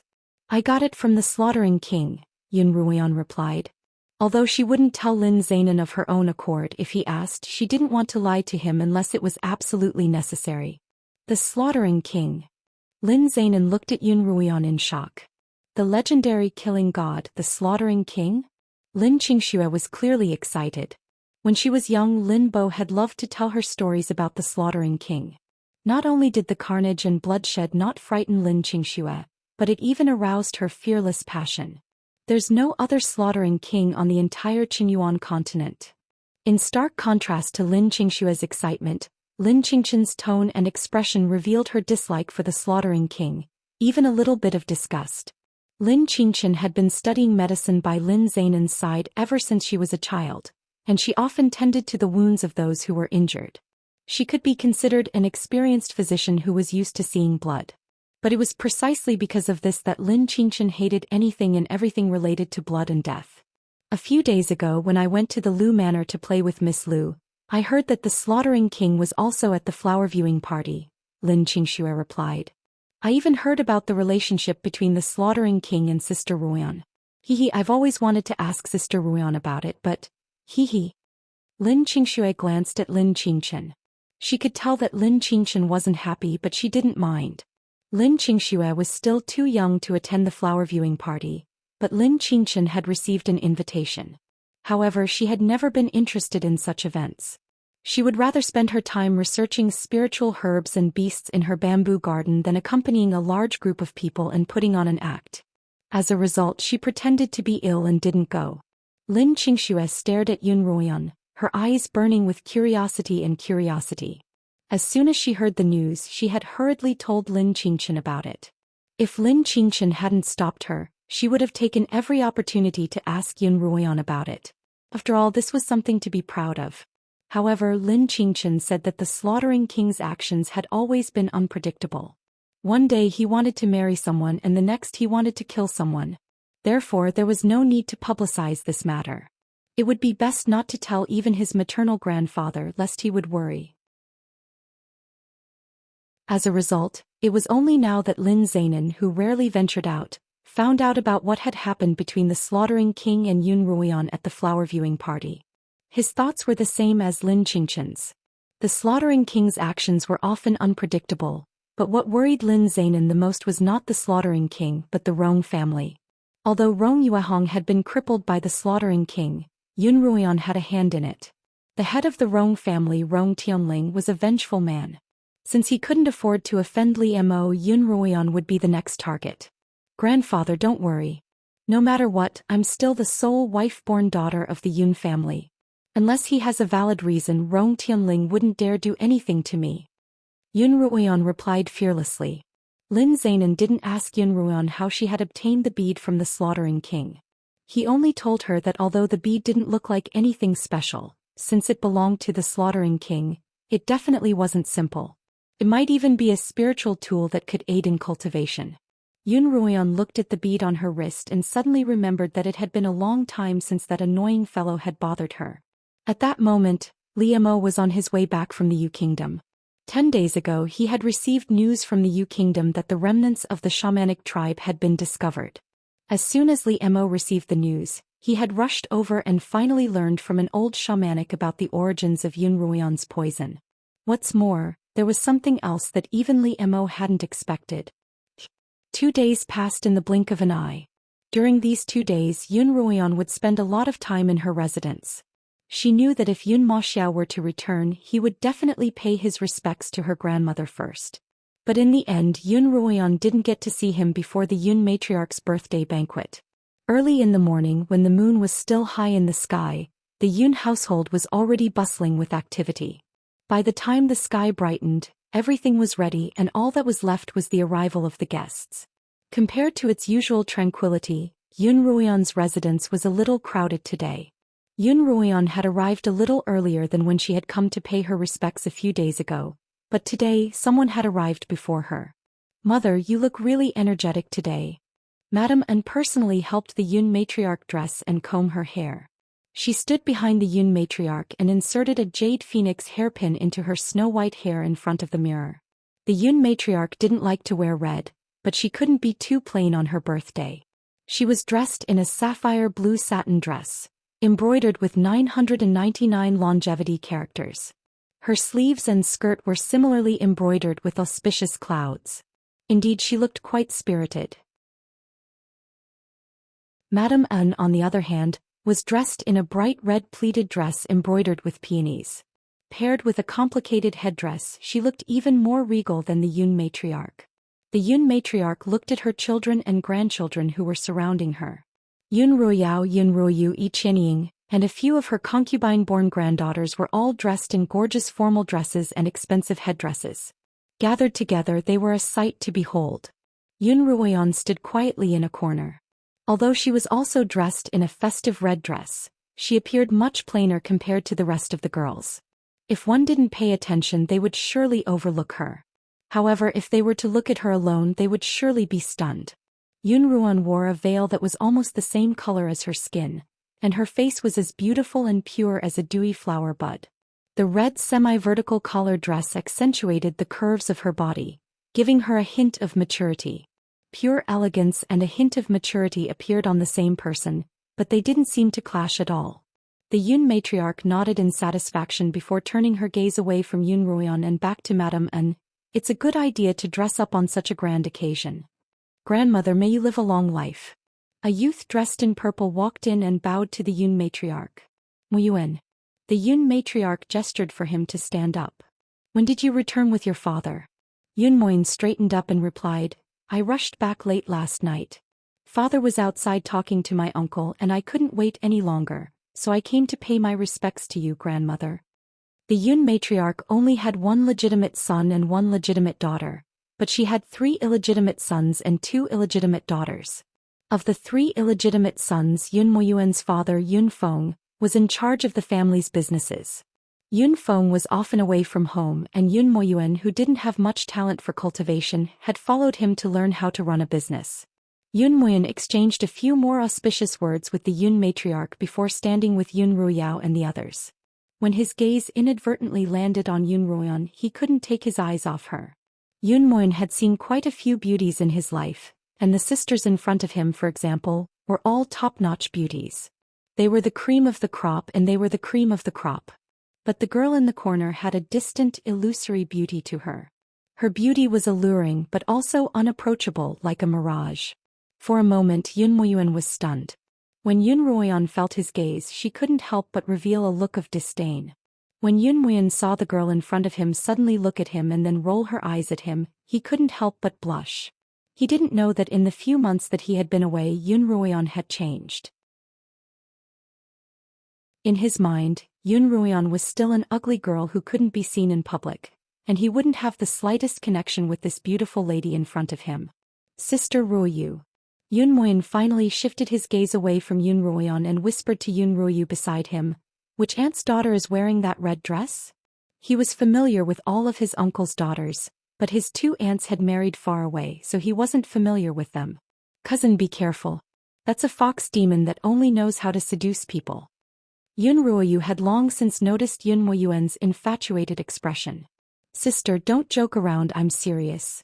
Yun Muyan thought that she was being sarcastic. Yun Ruoyao tilted her head and said coolly, "That's Yun Ruoyan, the girl you fought with before. Don't you recognize her?" "What? It's her." Yun Muyan couldn't help but raise his voice, his face full of disbelief. Yi Qianying looked over and a sneer that no one noticed flashed across her lips. Yun Muyan wiped his eyes with his sleeves before looking at Yun Ruoyan once more. Finally, he could see some traces of the ugly girl he'd once despised in her. How could it be her? She was clearly an ugly freak. How could she have transformed into a fairy? Yun Muyan's face finally turned into one of bewilderment. "It's getting late and the guest should be arriving soon," the Yun matriarch spoke up. At this moment Lucier said, "Don't stay here with me. Hurry up and find other young masters and ladies to play with." "Cousin, aren't you going out with us?" Yun Ruoyu tugged at the still-dazed Yun Muyan. Yun Muyan returned to his senses and looked at Yun Ruoyan with a complicated expression before leaving with the crowd. "Ruoyan, you should go play too. It's so boring to stay with an old lady like me." "I don't feel bored, grandmother," Yun Ruoyan said half coquettishly. "Then you stay here." The Yun matriarch looked at Yun Ruoyan dotingly. She had long since forgotten about Yun Ruoyan's birthmark, and she felt that it would be nice to have such a lovely granddaughter by her side. Madame An looked at Yun Ruoyan, her eyes cold. "Yun Ruoyan, don't blame me for being heartless. You're the one who forced me to do this."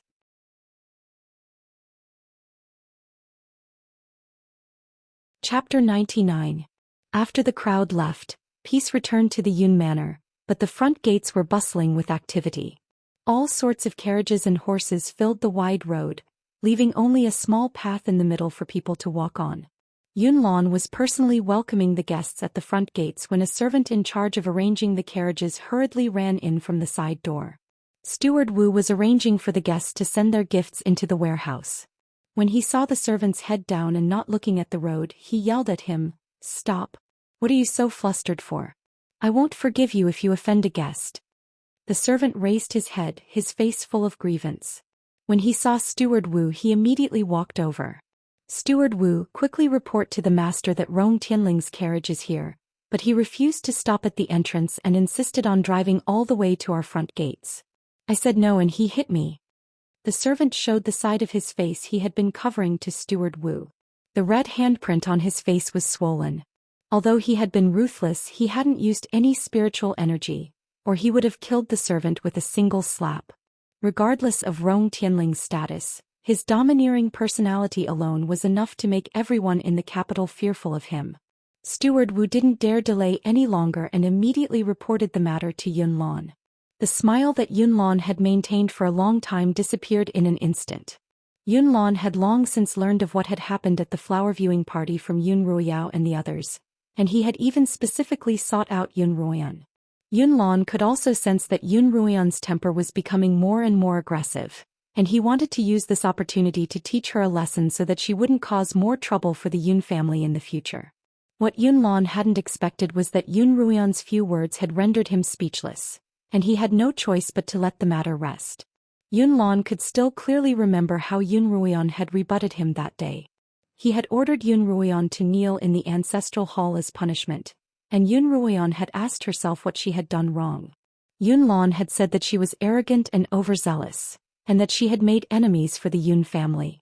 In that case, Ruan, may I ask, Father, if that Miss Rong challenged me to a duel, should I, the sole wife-born daughter of the Yun family, cower in front of all the scions of the capital? Yun Ruoyan stared directly into Yun Lan's dark eyes. She didn't even feel the slightest bit of respect, let alone retreat. Rong Yuehong's attacks were vicious. She tried to use her spiritual energy to crush me, but I didn't want to be crushed, so I fought back and defeated her. In the end, not only did she refuse to stop, she even used her spiritual needles to kill me on the spot. If not for the Slaughtering King's help, I'm afraid I wouldn't have the chance to listen to my father's reprimand. Yun Ruoyan's small body was ramrod straight. Her hands were clenched into fists on both sides of her body. Her big eyes were filled with tears as she stared straight at Yun Lan, but she stubbornly refused to shed a single tear. Father, are you going to abandon your daughter like you did 3 years ago? As she spoke, the corners of Yun Ruoyan's mouth curled up, carrying a hint of mockery. By the time Yun Lan tried to take a closer look, all that was left of Yun Ruoyan's face was a miserable one. In the end, she still found out about this matter. That Miss Rong must have told her, Yun Lan thought. 3 years ago, Yun Lan was facing yet another promotion, and Rong Tianling was an important part of it. If he had offended Rong Tianling, Yun Lan's promotion would have been obstructed. At the time, Yun Ruoyan's cultivation had regressed significantly, and the birthmark on her face had worsened for no apparent reason. After discussing it with the Yun matriarch, Yun Lan decided to temporarily abandon Yun Ruoyan in order to suppress Rong Tianling's anger. Once he was promoted, he would decide whether or not to accept Yun Ruoyan back into the family academy. However, over the past 3 years, Yun Ruoyan had disappointed Yun Lan more and more, to the point that Yun Lan had even considered stripping her of her status as the eldest daughter of the family. But not long ago, this daughter of Yun Lan's, who had almost lost all sense of existence, seemed to have transformed into a completely different person. Whether it was her cultivation or her demeanor, it was as if she had been born anew. While Yun Lan was pleasantly surprised, he also had his suspicions. As a result, he had sent people to investigate Yun Ruoyan. The results were that Yun Ruoyan had been visiting the Lin Manor frequently and everything else was normal. From this, Yun Lan was certain that Lin Zainan must have fed Yun Ruoyan a miraculous pill that could transform her entire body, causing her to change so drastically. This was something that Yun Lan was happy to see, so he allowed Yun Ruoyan to visit the Lin Manor. Master, what do you think we should do? Uncle Rong's carriage is blocking the eastern road, and guests from the east won't be able to enter. Old Wu lowered his head and waited for Yun Lan to make a decision. Although Yun Lan had long since been promoted, the Rong family was still influential in the Li Kingdom, and now wasn't the time to fall out with them. Yun Lan thought for a moment, then turned to Yun Feng. Fourth brother, you stay here and take care of the guests.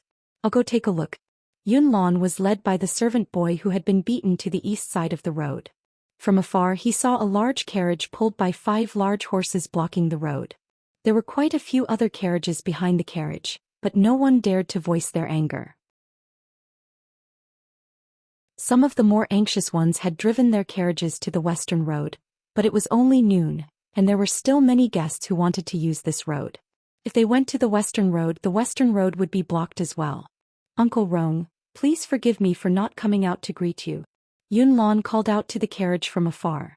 This time he used his spirit force and his voice traveled far away with the fluctuation of spirit force. The curtains of the carriage were lifted and Rong Tianling poked his head out. He had thick eyebrows, a tiger's eyes and a bull's nose. His beard was neatly trimmed and his robes were purple, gold and blue. Official Yun, your family's road isn't good enough, Rong Tianling mocked. I've made a fool of myself in front of you. Yun Lan was unfazed by Rong Tianling's mockery. He walked up to the carriage and smiled. Uncle Rong, please alight from the carriage and come to my manor. I'll be sure to offer you tea as an apology.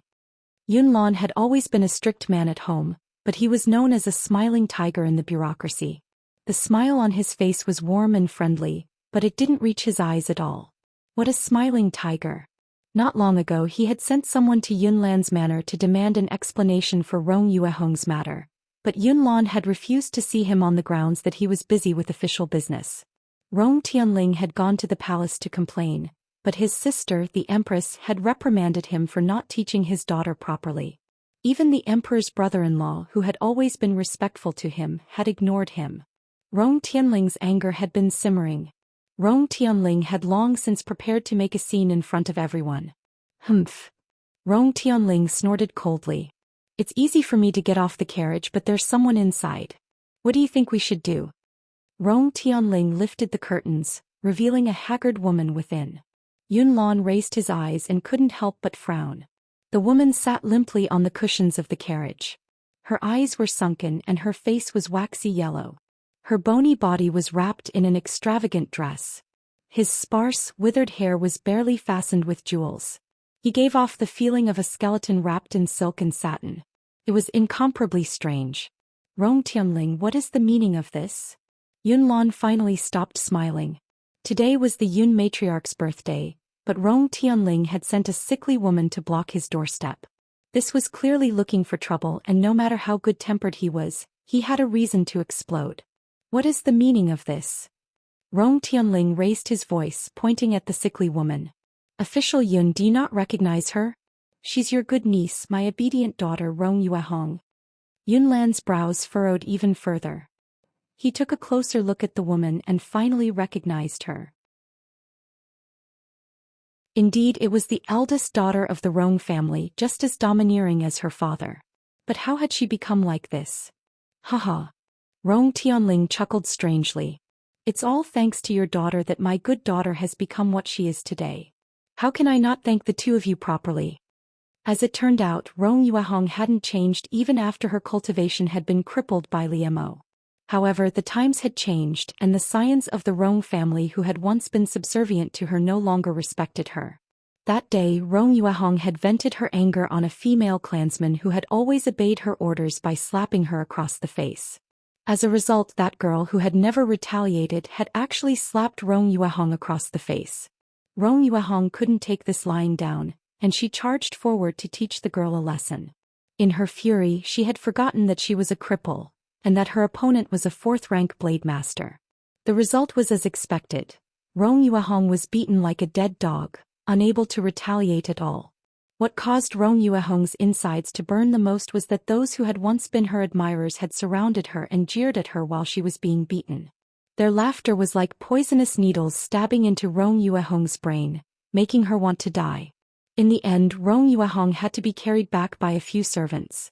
She had one of them look for Rong Tianling, thinking that her father, who had treated her like a treasure since she was a child, would stand up for her. However, all she got was a cold rebuke from Rong Tianling. At that time, Rong Tianling had just run into a wall in the imperial palace. When he returned, he found Rong Yuehong beaten into a pig's head and crying to him. He was angry and furious, but most of all he felt that he had lost all face. After scolding Rong Yuehong, Rong Tianling told her not to attend the family academy anymore and to stay at home until she was married. Then with a flick of his sleeves he left. Rong Yuehong sat on the ground in a daze for a long time before she finally realized that she had been expelled from the family academy. In the near future she would become the most unremarkable concubine in a large family. What awaited her was endless mockery and humiliation. As a result, that very night, the first miss of the Rong family drank poison and committed suicide. Fortunately, her servants had discovered her in time and saved her life. However, Rong Yuehong's bodily functions had been destroyed by the poison, and she had become what she was today. Kiki. Kiki. At this moment, Rong Yuehong suddenly opened her eyes. Her mouth was wide open and a strange sound came from her throat. My dear daughter, what are you trying to say? Rong Tianling immediately leaned over to listen. After a short while he raised his head and said, if you want us to get off the carriage, that's fine, but my daughter wants your daughter to carry her.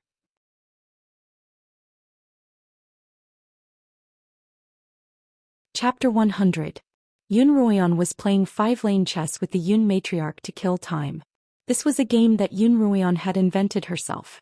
It was simpler than Go and it didn't require much thought, but it was also very fun. The Yun matriarch had become addicted to the game.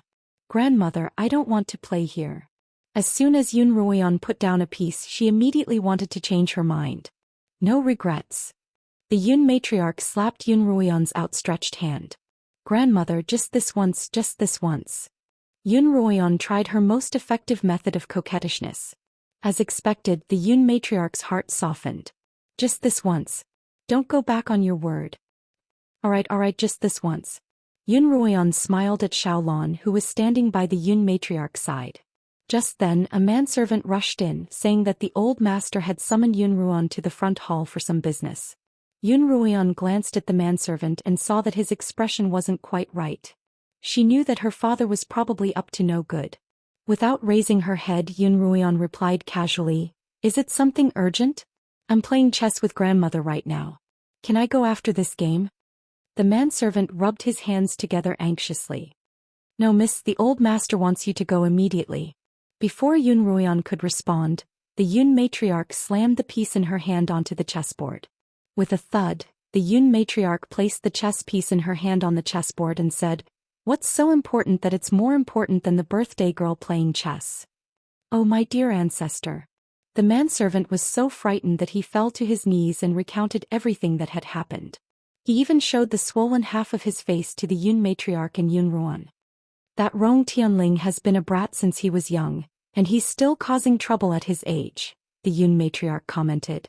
She had heard about what had happened at the flower viewing party, not from anyone else but from Yun Ruoyon herself. "This old brat is trying to embarrass himself at my grandmother's birthday banquet." The Yun matriarch stood up, and Yun Ruoyon hurriedly stood up to support her. "Grandmother, slow down." The Yun matriarch patted Yun Ruoyon's hand and said kindly, "Ruoyon, don't be afraid. Whoever dares to bully you today will be embarrassing me. Come, let's go to the front together." Yun Ruoyon had known from the start that today's birthday banquet wouldn't be peaceful. Sure enough, a disturbance had arisen even before the banquet had begun. Since she had no choice but to attend the banquet, the safest option was to stay by her grandmother's side. As a result, even if she didn't have to cultivate, she would come to play cards and chess with her grandmother. His purpose was to let Mrs. Lu gradually get used to his company, and in the end she can't leave him. At the start, Yun Ruoyon had only intended to make use of the Yun matriarch, but as time passed she found that being with her grandmother, making her happy and acting coquettishly in front of her gave her an inexplicable sense of satisfaction. Therefore the fake feelings slowly became sincere.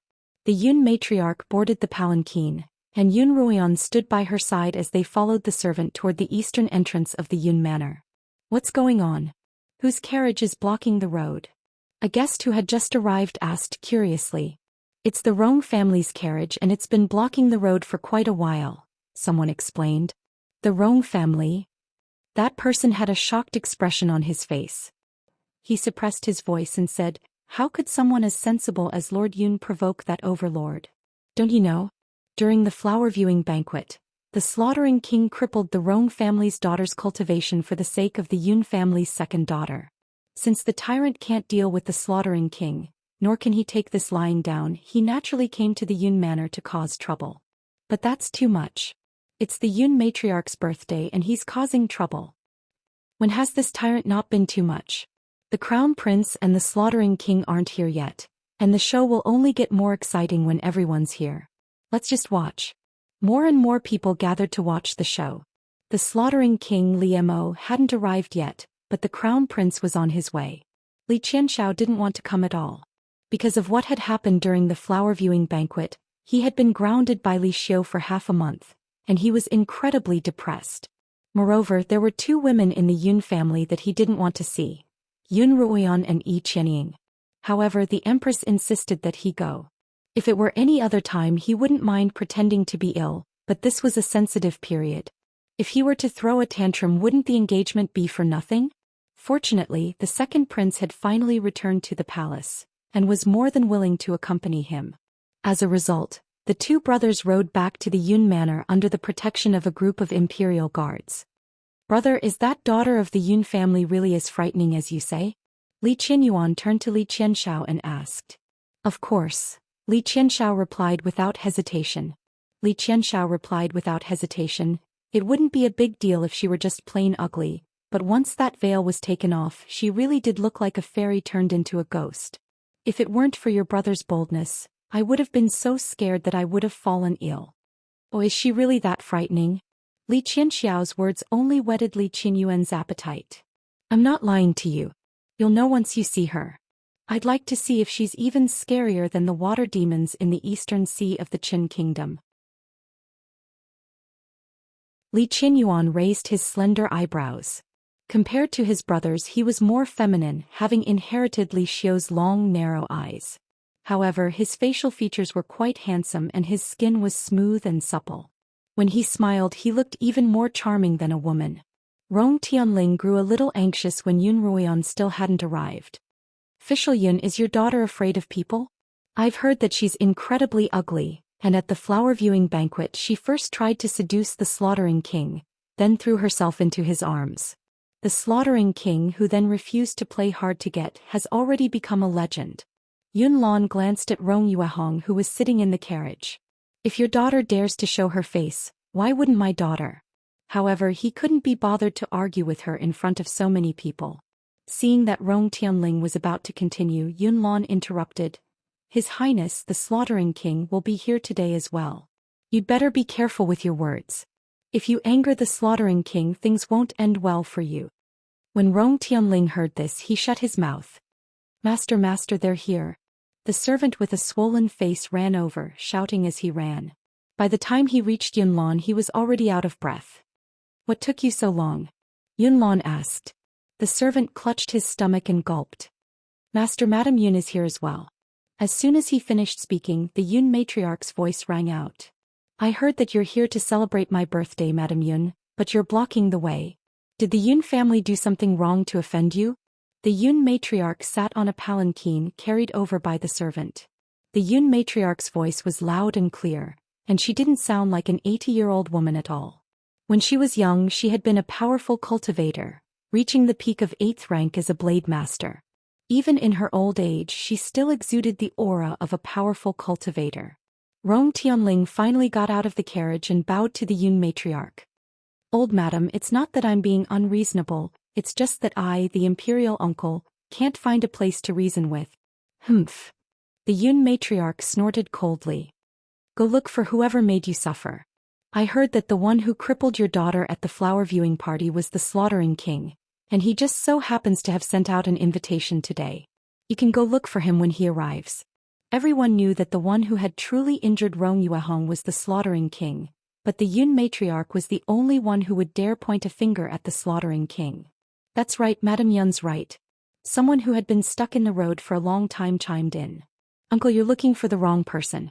Since the main character isn't here yet, you should stop blocking the road. It wouldn't be good if we missed the auspicious timing of the banquet. Uncle, please make way.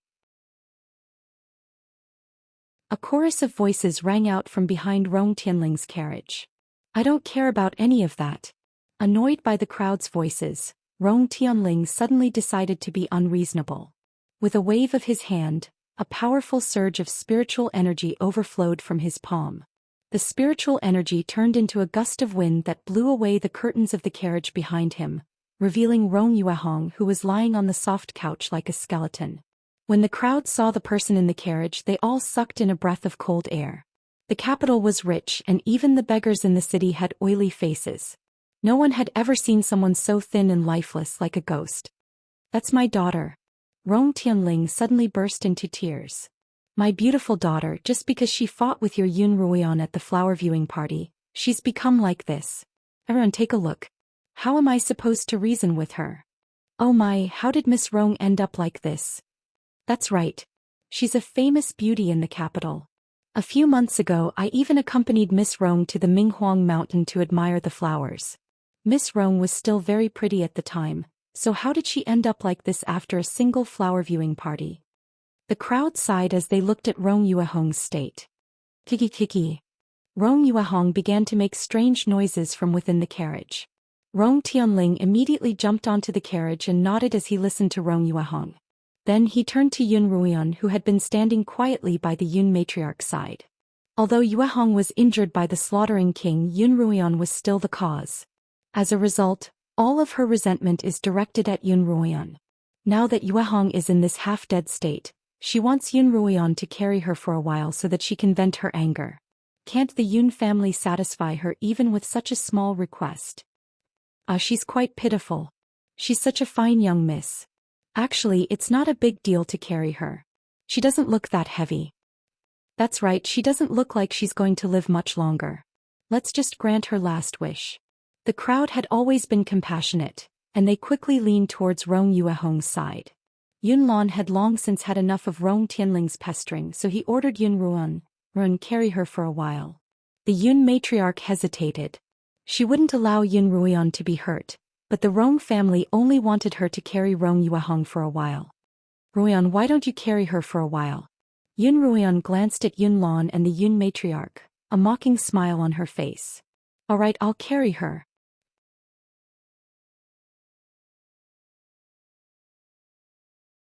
Chapter 101. Almost everyone thought that carrying Rong Yuehong on Yun Ruoyan's back was a small matter. After all, Rong Yuehong seemed to be the more pitiful one. It was only right to fulfill a pitiful request from a pitiful person. Yun Lan and the Yun matriarch were thinking about how to deal with this troublesome pair of father and daughter as quickly as possible, so that Yun Ruoyan wouldn't be harmed in front of so many people. As long as she carried Rong Yuehong, who didn't weigh much, a few steps, the Rong family's carriage would be able to reach a safe location, and the people who were stuck at the back would be able to make their way over. Then the birthday party would proceed smoothly. Even though she had lived 2 lives, Yun Ruoyan still felt that it was a humiliating and despicable thing to do. Yun Ruoyan walked steadily toward the carriage.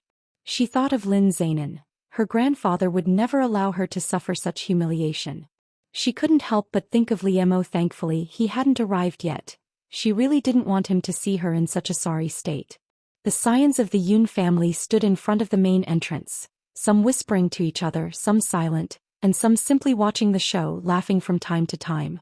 Yun Ruoyao, Yun Ruoyu, and Yi Qianying didn't bother to hide their schadenfreude as they watched Yun Ruoyan walk toward the Rong family's carriage. Li Qianxiao and Li Qianyuan had already reached the entrance, and from afar, they could see a large crowd blocking the road. Li Qianxiao wanted to send someone to clear the road, but Li Qianyuan was interested. There's bound to be a good show if there's a crowd. Brother, why don't we go watch as well? The 2 of them had their guards wait where they were as they walked toward the crowd. As they walked, Li Qianxiao said, "What's so interesting about a street show like this? I heard that the Yihong brothel just bought a batch of female slaves from the Mo kingdom. Tonight I'll take you to enjoy the scenery." There were 4 kingdoms on the Qinyuan continent: the Li kingdom, the Yu kingdom, the Qin kingdom, and the Mo kingdom. The Li and Yu kingdoms were the strongest.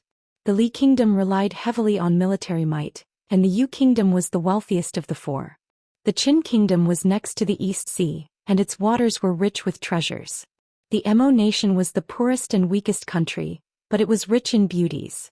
On the Qinyuan continent, any slightly better fireworks venue would have beautiful and enchanting female slaves. When Li Qianyuan heard Li Qianhan's words, he smiled and leaned over. Using the hibiscus fan in his hand as a shield, he whispered a few words into Li Qianxiao's ear. Really? Li Qianxiao turned to look at Li Qianyuan, his face filled with delight. When have I ever lied to you? Li Qianyuan pointed his fan at the sky. I guarantee that you will be satisfied. The 2 of them squeezed into the crowd as they spoke. Because they were dressed casually and everyone's attention was on Yun Ruoyan, no one noticed the arrival of the crown prince and the second prince. Look, that's Yun Ruoyan. Both of them were quite tall, and Li Qianxiao was able to spot Yun Ruoyan immediately. What's she doing over there? Li Qianyuan looked in the direction Li Qianxiao was pointing, only to see a woman carrying another elegantly dressed woman on her back in front of the carriage. Why aren't all the servants helping out? Are they letting a young miss carry someone? A youth by the side was shocked to see the crown prince and the second prince. Just as he was about to bow, Li Qianyuan tapped his own mouth with his fan, gesturing for him to keep quiet. The young man was frightened for a moment, and then his face turned slightly red. Yun Ruoyan carried Rong Yuehong on her back and began walking toward the Yun Manor's gates. Yun Ruoyan kept a smile on her face the entire time, burying all her emotions deep in her heart. Everyone could only see a calm, unfazed Yun Ruoyan. The Yun matriarch nodded in satisfaction. Even Yun Lan felt that his daughter, despite her stubbornness, was quite sensible at critical moments. Cough, cough. Rong Yuehong began coughing violently on Yun Ruoyan's back, and a strange rancid odor sprayed out of her mouth onto Yun Ruoyan's face. Haha. Rong Yuehong let out a low, strange cackle. Yun Ruoyan, it's all your fault that I'm like this today. Do you know what those people in the family who tried to curry favor with me said about me? They said that I'm useless, that I'm worse than dog shit, that a featherless phoenix can't even compare to a chicken. All of this is because of you. Yun Ruoyan, you'll get what you deserve. Ha! Yun Ruoyan, who had been silent all this time, suddenly laughed. Miss Yun, I've heard all of these things before and they're nothing new to me. I have even worse things to say that suit you, Miss Yun. Yun Ruoyan deliberately slowed down her footsteps and spoke in a voice that only the two of them could hear. Someone with a cheap life isn't worthy of good fortune. Even if you were given a good life token, you'd still be able to smash it to pieces. You can't blame anyone but yourself for being blind, slow-witted and stupid. So Miss Rong, rather than living in hatred for others, why don't you reflect on yourself? Have all these years of being a mistress gone to waste? What are you saying? I'm not in the wrong at all. Rong Yuehong, who was still lying on Yun Ruoyan's back, trembled at Yun Ruoyan's words. Even if she didn't admit it, Yun Ruoyan's words still pierced her heart. During this period of time she had resented the heavens and the earth, resented those who tried to climb up to her, and in the end all of that resentment had turned into hatred for Yun Ruoyan. In Rong Yuehong's eyes, her current predicament was all Yun Ruoyan's fault.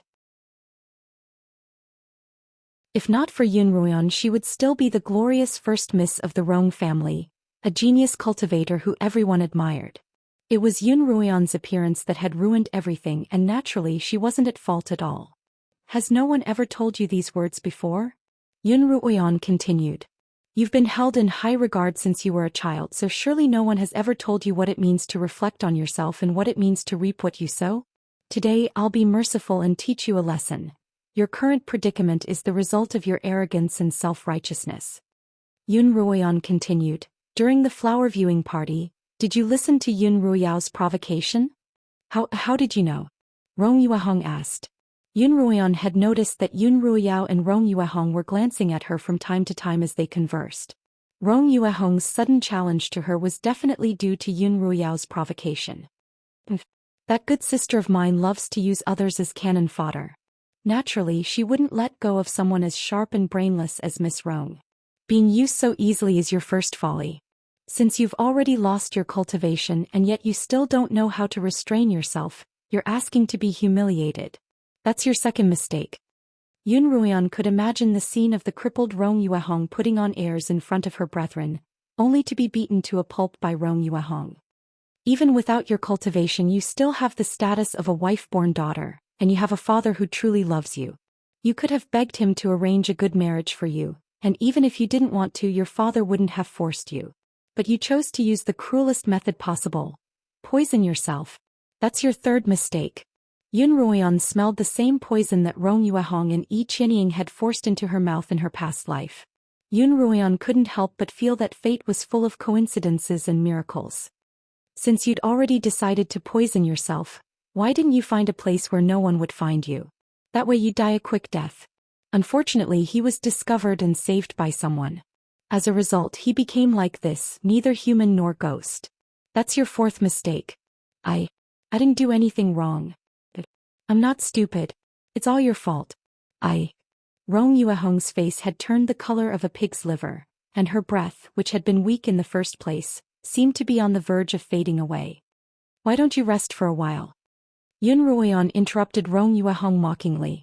Most people wouldn't be able to survive in this world if they had 3 mistakes, but you, Miss Rong, are still struggling at death's door. Aren't you tired? I'd advise you to stop holding on and end your life as soon as possible. Perhaps you'll be reborn like me. Rong Yuehong's fate was very similar to Yun Ruoyan's in her past life. Both were wife-born daughters who had been crippled and poisoned. However, Yun Ruoyan had been harmed by someone else, while Rong Yuehong had brought this upon herself. But even if you were reborn, your fate wouldn't be any better. Yun Ruoyan judged mercilessly. Blind, slow-witted and brainless. Rong Yuehong was so angry that her insides were on fire. Her head was raised high on Yun Ruoyan's body, as if she were a ferocious beast, ready to take a bite out of Yun Ruoyan's neck at any moment. I'm going to kill you.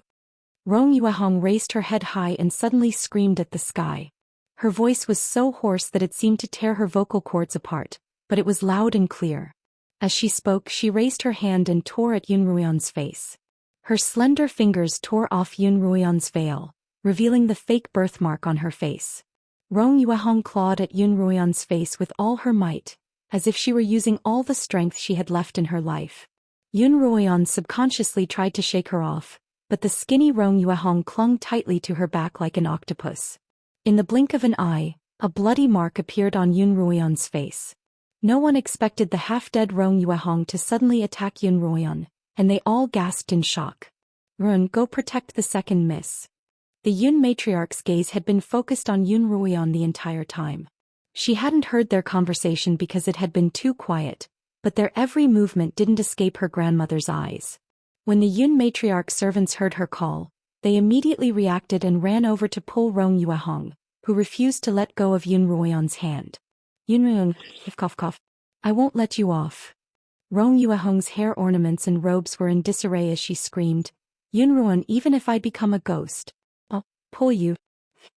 Rong Yuehong spat out a mouthful of blood and collapsed to the ground. She had been angered to death by Yun Ruoyan. You're tuning in to the Zhou Xian's Legacy YouTube channel. Don't forget to subscribe and join us on this journey to catch the most captivating stories.